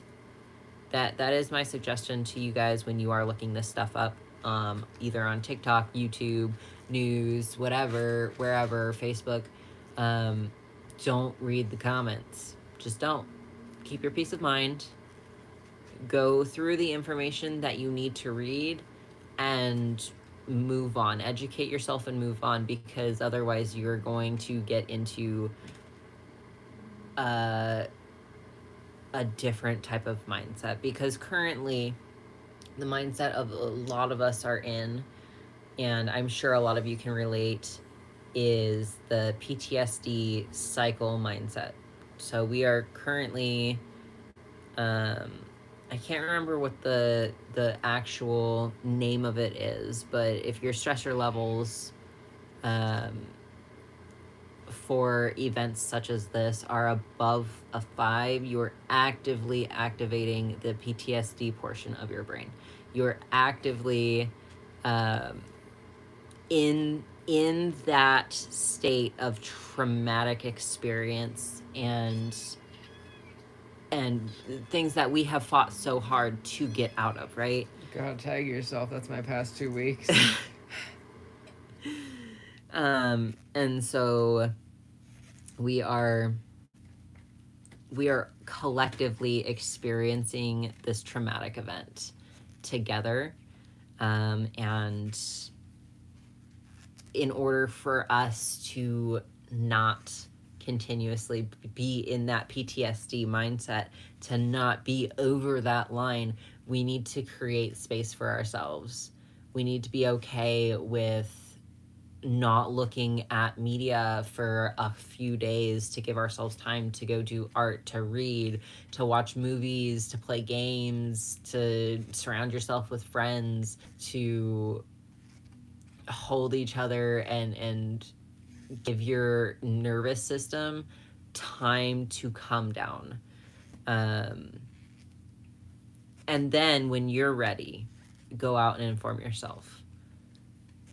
But we want you to actively be constantly in that state, because that is not the state that either of us want to stay in constantly. It is a hard state on your body. Your cortisol levels through the roof. Your stress is going to deteriorate your quality of sleep. I'm sure some of us are, including us, are already seeing that the quality of sleep, day-to-day exhaustion of doing simple tasks, of being able to carry out conversations, to have critical thinking points. Because when you are in that state of PTSD, I believe it's 7 or above, you do not have the critical thinking because of that heightened emotional state that you're in. So we have to go back and be able to bring ourselves back down so we can critically think about things and not just react to things. And on election night, we said that we were going to take tips from therapists and search up what people are saying helps them, or is going to help them during the next few months before he gets elected, or not elected, not impeached. Oh, I wish it was impeached. What's the word? Inaugurated. And so these words are coming from that research that we have been doing. So we unlike Trump on his first promise to end the war in Ukraine on 24 hours after he was elected, He said he was gonna, unlike that promise, we actually kept our promise. And I just like to acknowledge the fact that I have kept more promises than Donald Duck. That kind of makes me feel really good. And it's the little things like that, you know, acknowledging the fact that I've done more as far as my words go and my actions go than he has. So it's little things like that. Duck. So I mean, there's 30 of you in here. I know we dropped from 50 to 30, and then we were at 18 at one point, and you know, people are coming in and out.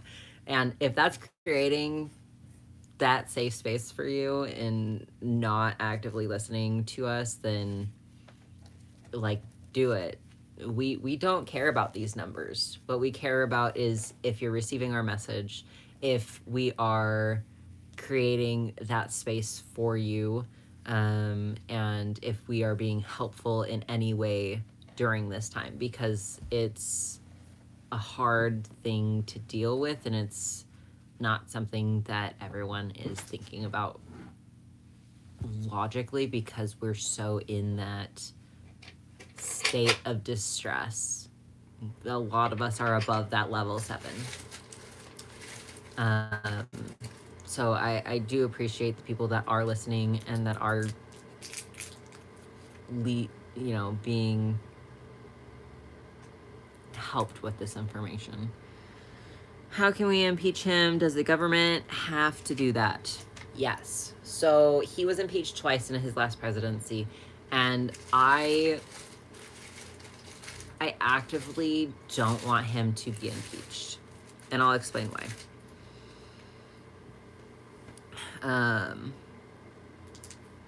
So the impeachment process would go through the House, then the Senate, and both those branches have to pass it.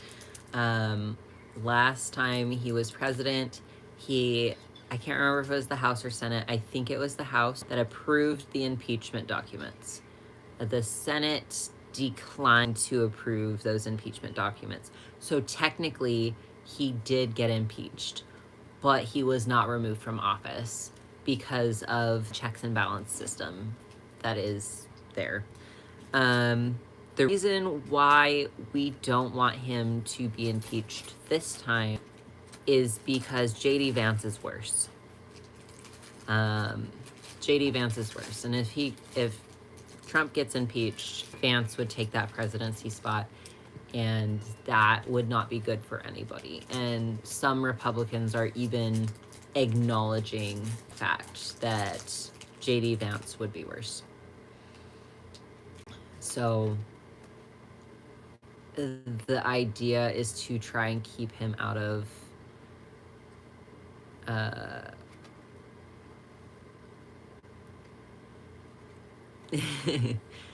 the idea is to try and keep him out of office altogether.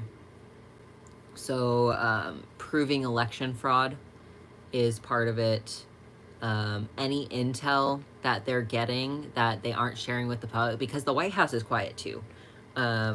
We watch the House speaker meetings, not daily, but almost daily, and the House is pretty quiet other than saying that they conceded, and yes, Trump is visiting the White House on Thursday or something like that.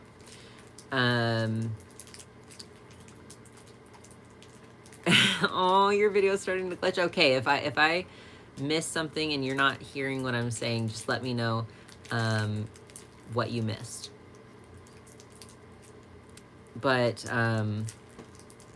yeah, so the important part is keeping him out of office. So there is active research going into Elon Musk because he came here illegally, technically. So he came here on a student visa. He did not have a work visa to go along with that, but he never went to school, and he started a business which violated his visa. And then he started the process of becoming a U.S. citizen. So they are actively looking into that because that violates everything about the process of becoming a U.S. citizen that you have to go through. And if you lie in any part, or you don't follow protocol in any part of that, your citizenship can be revoked. So they are looking into that. Like I said, the Pentagon is on the move, the military is on the move, so there's a lot happening.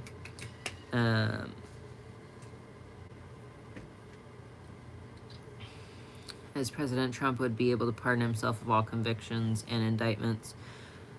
Yes and no. So the ones that he has currently, the 34 felonies that he currently has, and he is due to go to court later this month. That's also probably why he's being quiet, because they haven't sentenced him yet. It's the sentencing hearing that he has to go to at the end of the month. So that cannot be part of his immunity, because the way the cases were presented, the idea is that the Supreme Court gave immunity for all acts in the interest of being president and all official acts president. The 34 indictments that he has, and convictions that he has, those were very carefully put together after the Supreme Court hearing. And in order for them to go through the court at all, they had to be worded in such a way that it was implicating that he was not acting in official acts as president for indictments. So those indictments he cannot pardon.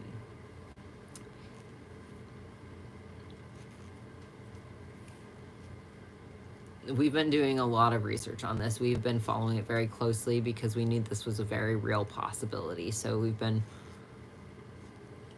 following it. Okay, so we were talking about Donald Trump's indictments and how he cannot pardon himself of those convictions and indictments.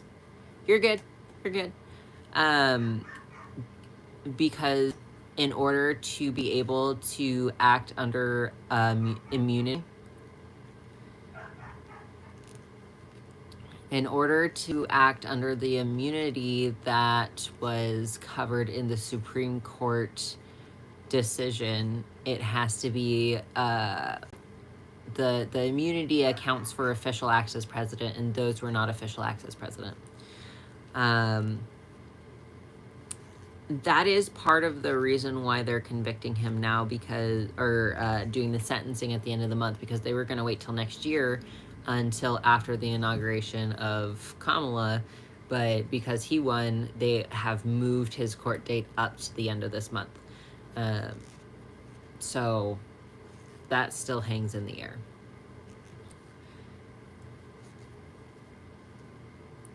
And he can pardon convictions, and I'm not saying he won't try to, but I am saying that there are a lot of people working to make sure that he can't, and that the abuse of power that currently poses a threat and is scaring all of us is not going to be as strong as we think it is.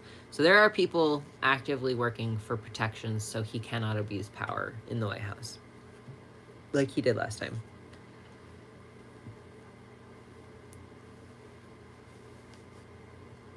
That is true, and again, that's why he's trying. They're trying to get the sentencing done now rather than later, because once you are convicted,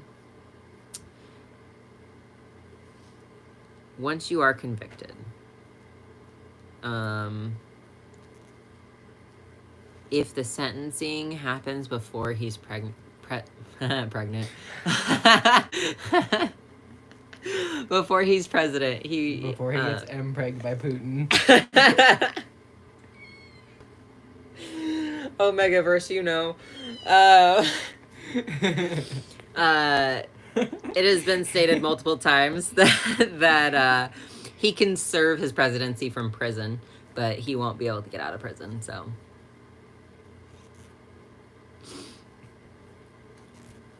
Laugh reaction. No, you're right.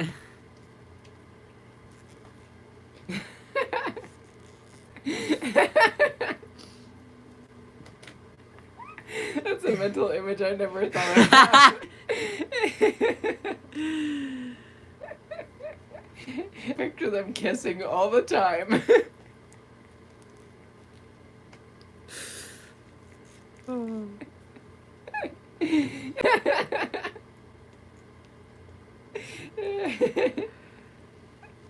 Okay, if you're on the Wi-Fi, get off the Wi-Fi. I think we're slowing it down. We got too many people here. Oops. Okay, there we go.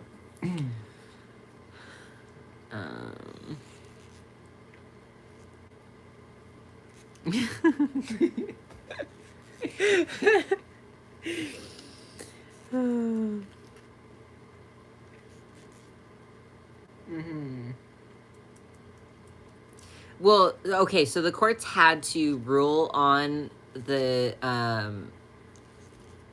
evidence before they took the case into the courtroom.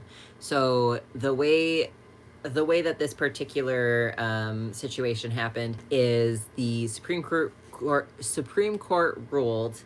So first convictions got thrown out. So the prosecutors had to go back and refile their documents and get rid of some of the other documents that they had. And so the courts had to take in the evidence and rule on whether or not this was a case against official acts in his presidency. And because most of what they indicted and convicted on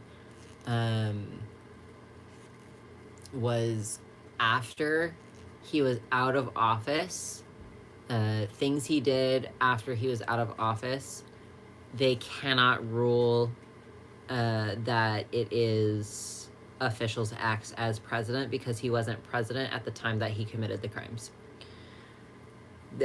Like, there is a whole thing about it when case got brought back up, which is why it's being called a witch hunt. But I get it. It's scary. And we don't know what's going to happen. We don't know if things are going to roll the way we think they are, or what's happening in the White House. And they're keeping us in the dark for a reason, mainly because the outrage, if the election gets overturned, is going to be mainly violent. Like, no matter what happened in this election, there was going to be violence. And it was just kind of a waiting game to see how that was going to take place. So I hope that they're giving the protections, that they're trying to figure out the voting count thing, because there are plenty of people that have said that they've checked their vote status, their ballot status, and they've been not received, not counted, invalid, or that when they go to check, they know they voted, but they now are not registered to vote. So it's kind of, again, if we know, they know. If we know that this is going on and we're hearing all of these stories, they know this is going on. They're hearing all these stories, and they're checking everything out. They're just doing it behind closed doors.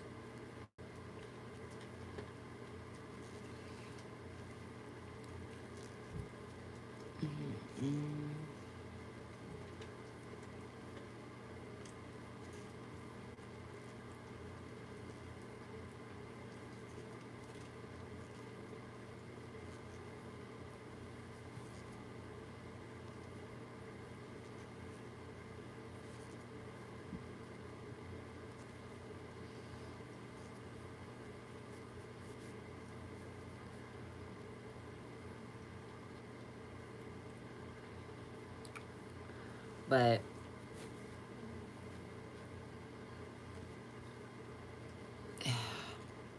I mean, it's hard when family is voted against you and all that stuff. For the first time, our dad did not vote red. Our grandparents did not vote red. Our Aunt Terry did not vote red.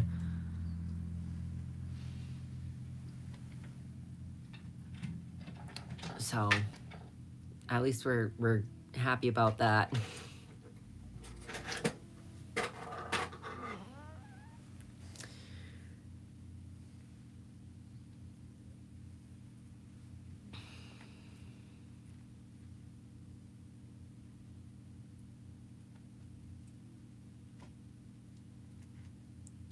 Oh, I get it.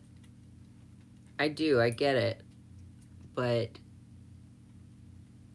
Republicans and Democrats in the government are all scrambling to figure out what they can do to make sure that he does not abuse his power.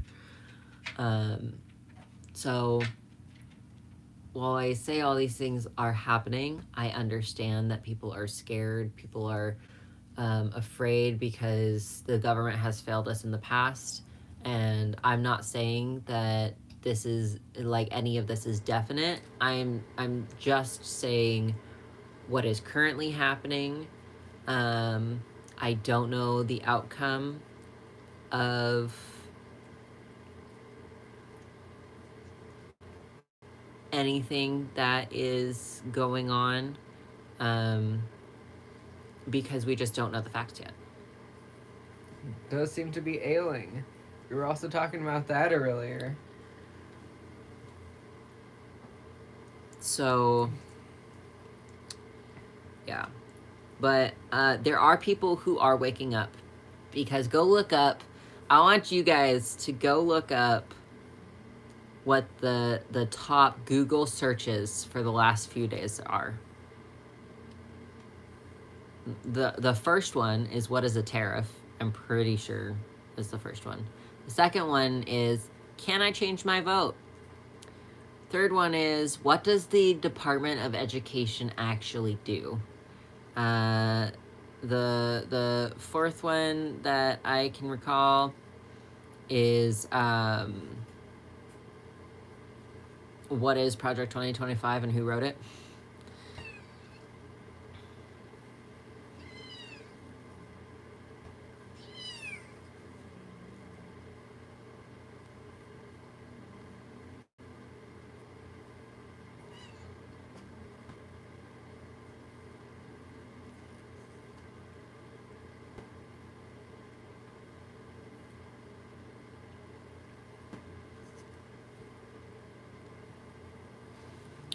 I think a lot of people knew he was going to win, but we had hope that he wouldn't, and it's okay to have hope. Like, and it's also okay to create safe spaces for yourself to not have to think about all of this.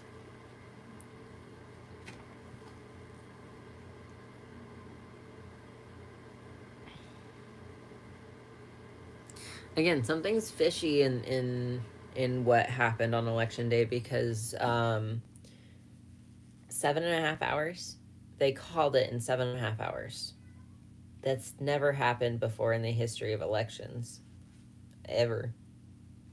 So the fact that they called it well before all the votes were counted, that like there's something there.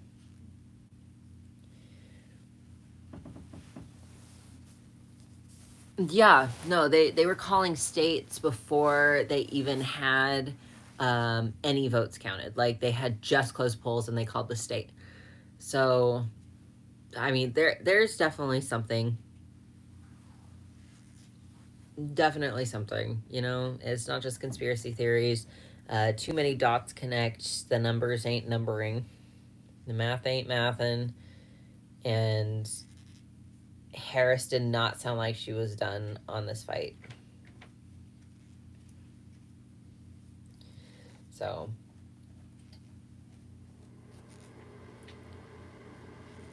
again, it's okay to be scared. I've connected the dots again. If you want me to go through my conspiracy theory of what I think will happen in an unchecked Trump reign, let me know, because I can do that. But I want everyone to know that it's conspiracy, nothing is fact, and I'm just going off of what I'm seeing and connecting together. So if you want to see my conspiracy theories on what I think will happen, um, if Trump goes unchecked and nobody opposes him, then I'm happy to do that. But um, that's not what we're here for today. We're here for support. We're here for love. We're here to just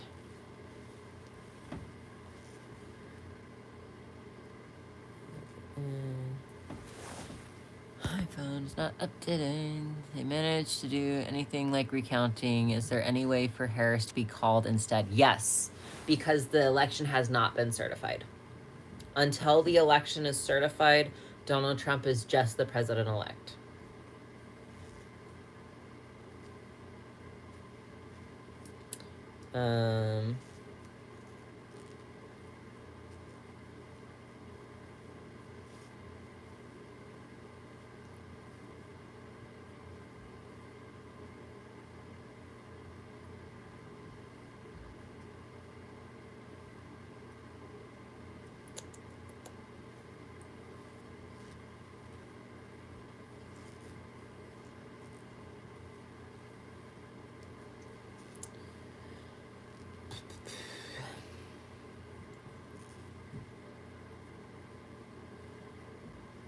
What date?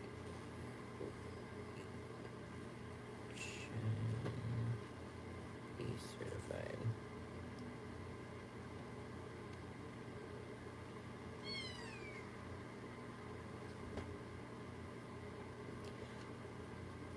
Where's all the information? Yeah, that's totally okay. Take care of yourself. If you need to take a step back, don't worry. Yeah. Because they've been on this. Don't say that like a bad thing. It's not. It's like absolutely everything we need to be paying attention to, but it's a lot. And I understand. Also, I did switch. I just haven't said anything.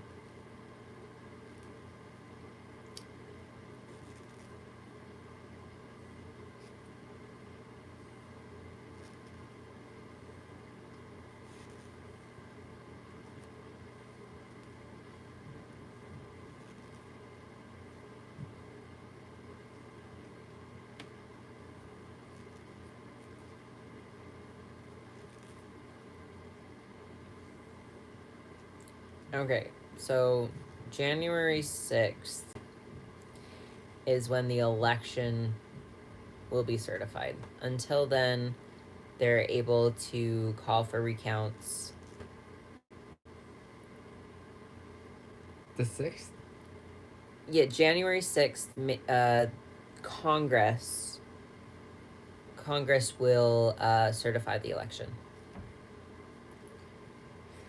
That's what I was looking up.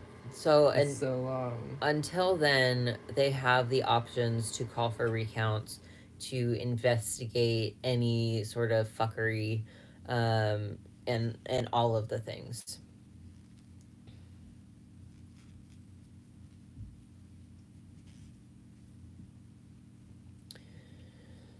So there's still hope for sure.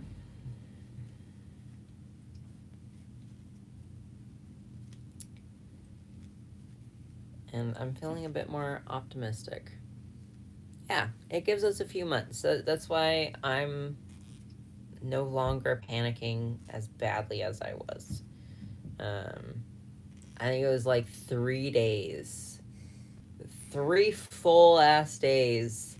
I was in shock and I was trying to process my emotions, and I was trying to figure everything out. So, but now that I've kind of been able to take that step back that I was talking about, where you lower you lower your emotional state below that middle line, you can start to think critically again. And I have started thinking critically again. Um, like, I'm on both sides of the fence. I really hope that I'm wrong and things get better, and I think that I'm right in what my thought process is. So only time will tell. Mm-hmm.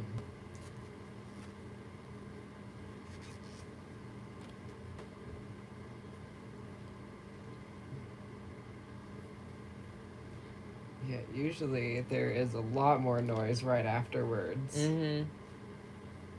Like, every election that we've witnessed, there has been a ton of noise from both parties. Um, about we won, we lost, election overturned, recount the votes. I mean, last time Trump was on social media boasting about how he won.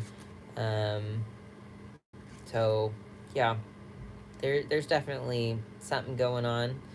And I'm trying. Our government is corrupt, but I'm trying to put my trust in them to make sure that we don't go down that rabbit hole.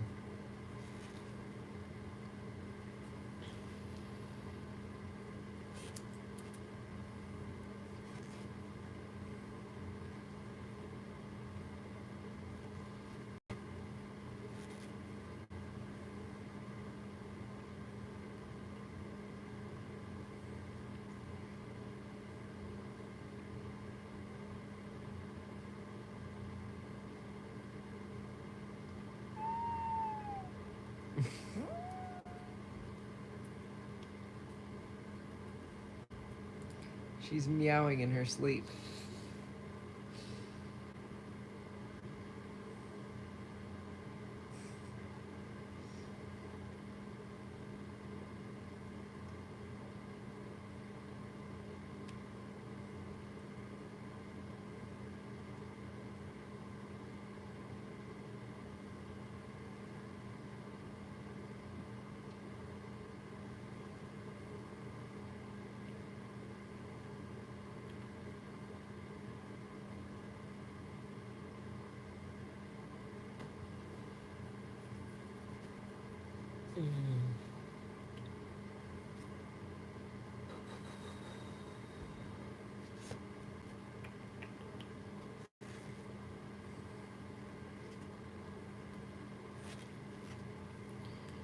So I'm not doing the avoiding accountability by being an asshole. I'm being an asshole, and I'm telling you that it's me.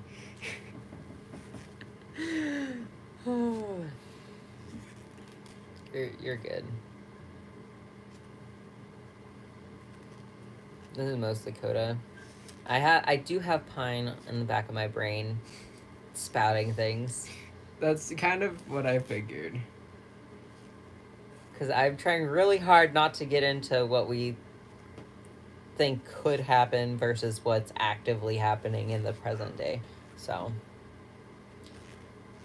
but Pine does not make that easy, and yeah, this is literally this what he strives for is just something that he can actively draw strong points and conclusions on. Mm-hmm. Oh. That was so cute. She out so with cute. Me. Oh. Okay, so it's scary. There's hope. And it's okay to create space for yourself. It's okay to hope. It's okay to be scared. Feel your emotions. Connect with your communities. Ground yourself with some art if you can. Take time for yourself. Everyone's kind of in that heightened state, so come back and lower yourself down. and let yourself be with people that love and support you and all the things. I just feel like this is just important stuff to talk about for the people who want to listen. But we can definitely move on from it. If you do have anything you want to talk to us about, our email, misfits of acrylic and ether. The diversity of misfitsandaether at gmail.com. A ridiculous email. I think it's in the description. It should be in the description. But if you guys want to talk to us about something that we shouldn't talk about on stream, about the election, you can shoot us an email. We're happy to talk about this further. I know Pine is just wanting somebody to conspiracy back and forth with him. So he would be happy if you want to share conspiracy theories on it. But otherwise, we're gonna move on from this topic. I feel like we've covered the coding. We've covered what's actively happening, the possibility of what could happen in the next 2 to 3 months. We're not discussing what's going to happen during his presidency because there's just too much up in the air currently. So we can definitely move on, and you guys can, if you have other people who watch us that you're friends with that have left, you can tell them we're no longer talking politics, and I do that with my hands a lot. That is not a riff. It's like the all done. Yeah. So, yeah. Wanted to discuss it. Wanted to open up our space for you to express yourself, but now you guys can ask questions about what Ether's making. It's a chain scarf, mostly for Corvid. We made one that was a lot bigger with chunky yarn a couple years back, but it was kind of too heavy to wear, so we're making a smaller one. It was gonna be for our sister, but she didn't really want it, so it's gonna be ours now. It's gonna be cool. Thank you.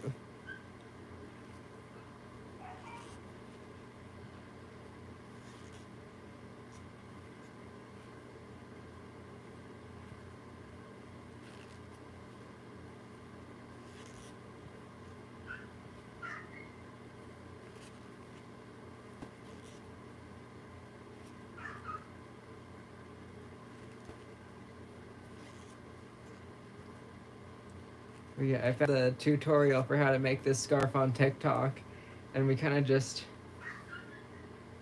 adapted it into smaller yarn.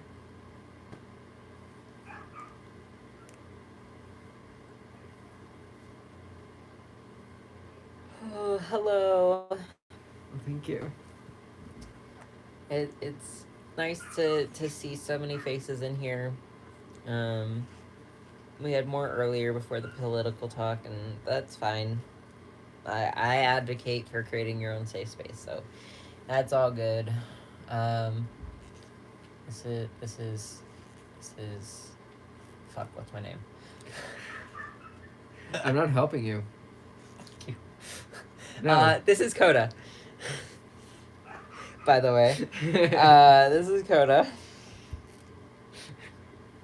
I had to figure out what my name was. Oh my gosh.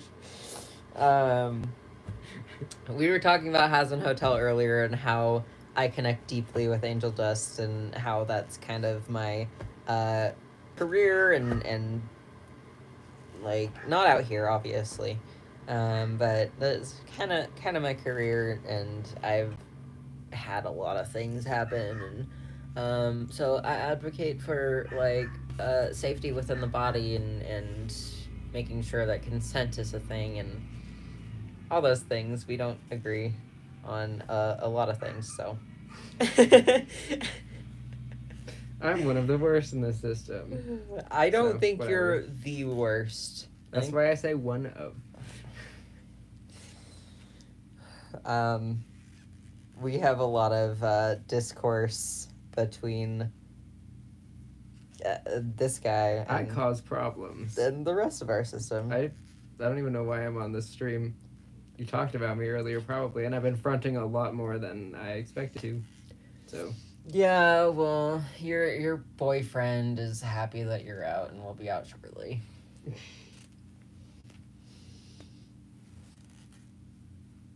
This is what we deal with on a day-to-day basis. There's discourse between all. We don't fight, but we do talk about it. We do talk about it. We bicker. I think that's the best word for it. We bicker. Right? It's more of like passive aggressive disses. Casual bickering. I just like to be annoying a lot of the time. Honestly.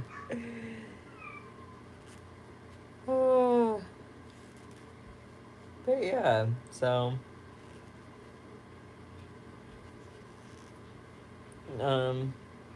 hello.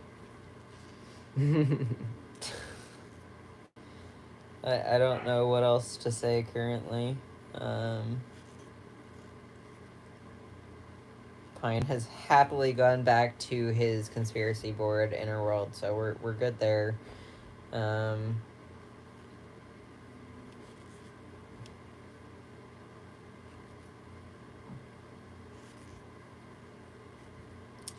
Oh, here is a fantastic, wonderful thing that you guys will enjoy that is happening in our system with two of our favorite teenage alters.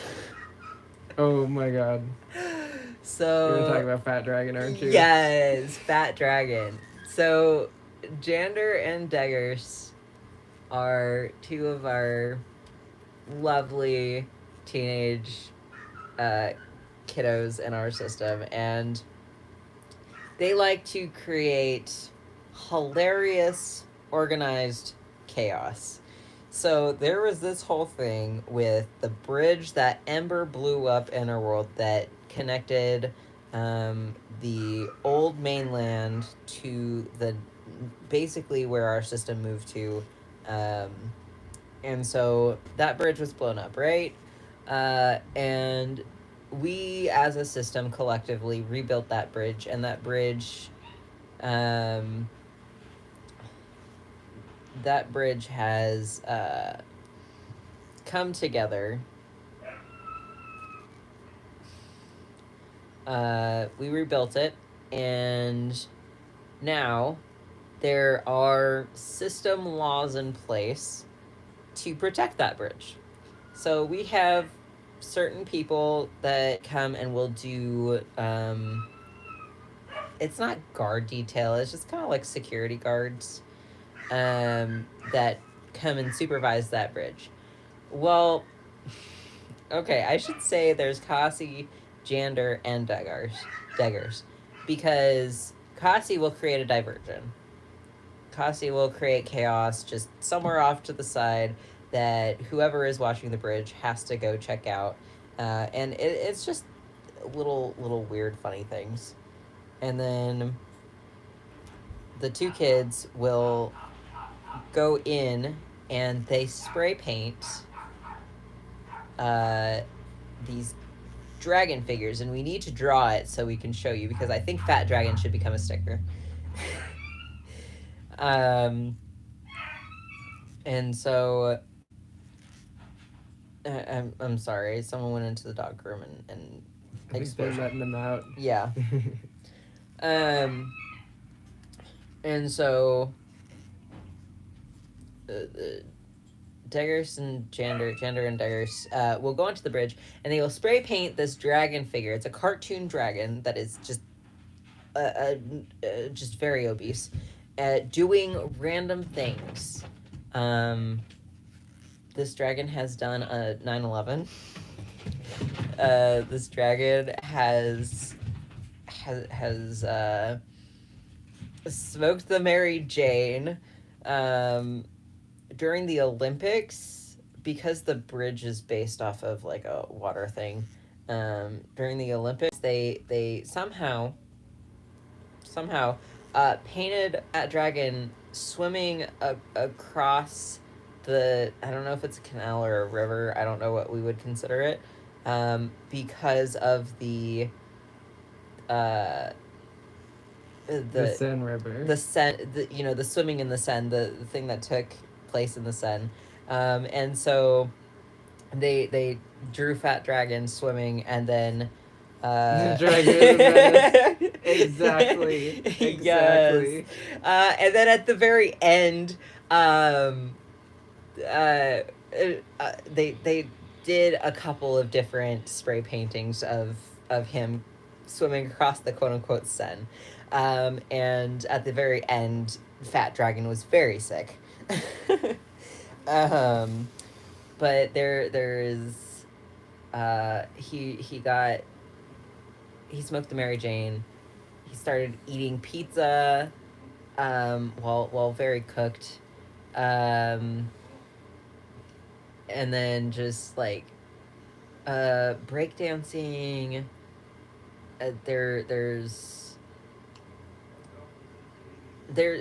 another one of him holding a TNT pack because the kids wanted to. So the way that the bridge is it's partway underwater and it's an internal area, and the top of the bridge is above the water and the bottom of the bridge is below the water. And so they decided to blow a tiny little hole. Well, it's not very little.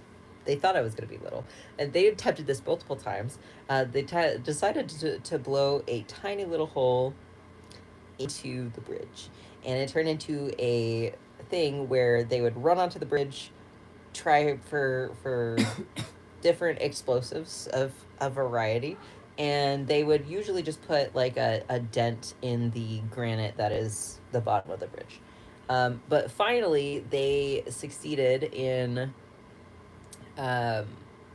getting that hole, and now they have been jumping into it. But Fat Dragon is holding a block of TNT, and it looks like he's throwing it at the bridge, and that's why the bridge exploded.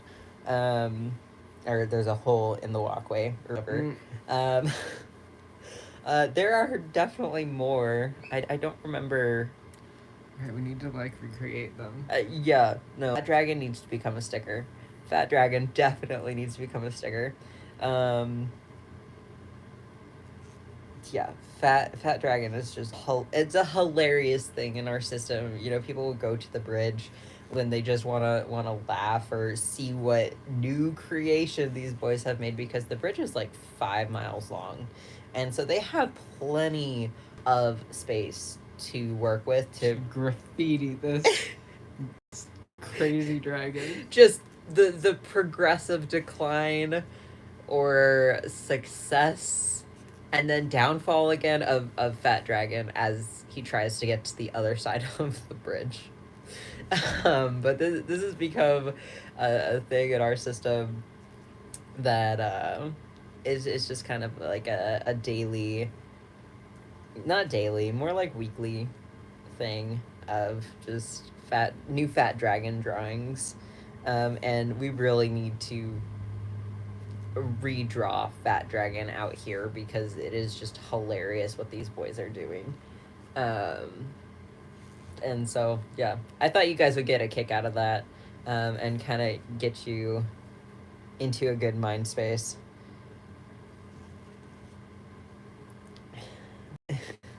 Very demure.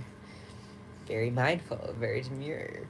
But yeah, it's just hilarious because all the people who patrol the bridge know this is happening, and they tried to prevent the boys from going on. But Kasi, being the big cousin that he is, encourages this type of constructive, destructive behavior, and so he'll go out and cause a distraction.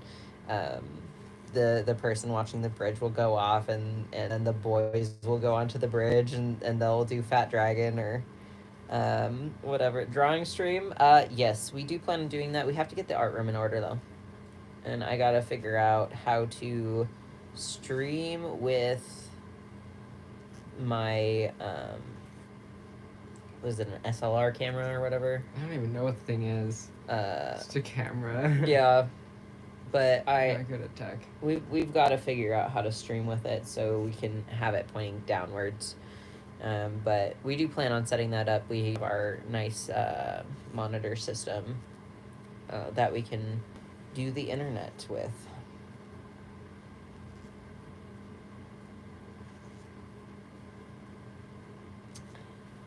But yeah, so that's just a funny thing that's happening in our system currently, has been happening for the last several weeks, months now at this point.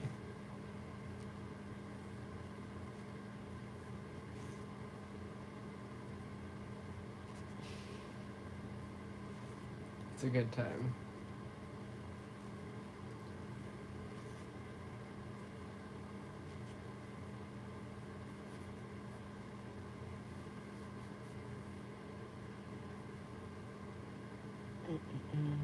Okay, so questions, comments, anything you guys want to talk about before we get off the stream?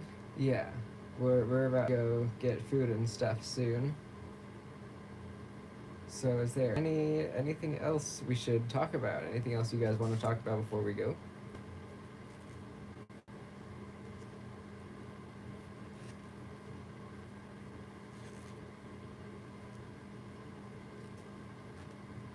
Going once. Going twice.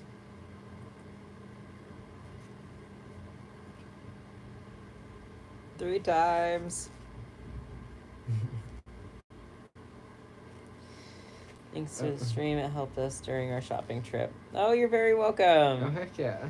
Absolutely. Yeah, shopping can be a real pain. I'm glad we could help anybody at all. And we acknowledge that not everyone could watch through to the end. So I still want to thank those that were here at the beginning. I think we had like 40 or 50 people in here at one point. So for those that are coming back to watch later, thank you for supporting us and thank you for watching the stream. And we definitely love and support you guys. Yeah, definitely. You're very welcome. Thank you all for joining in. Yeah. All right. And we gotta go do stuff. We love you guys. We love you guys. Thank you for watching. Make sure to do all the things and go Gob Squad. Be goblins.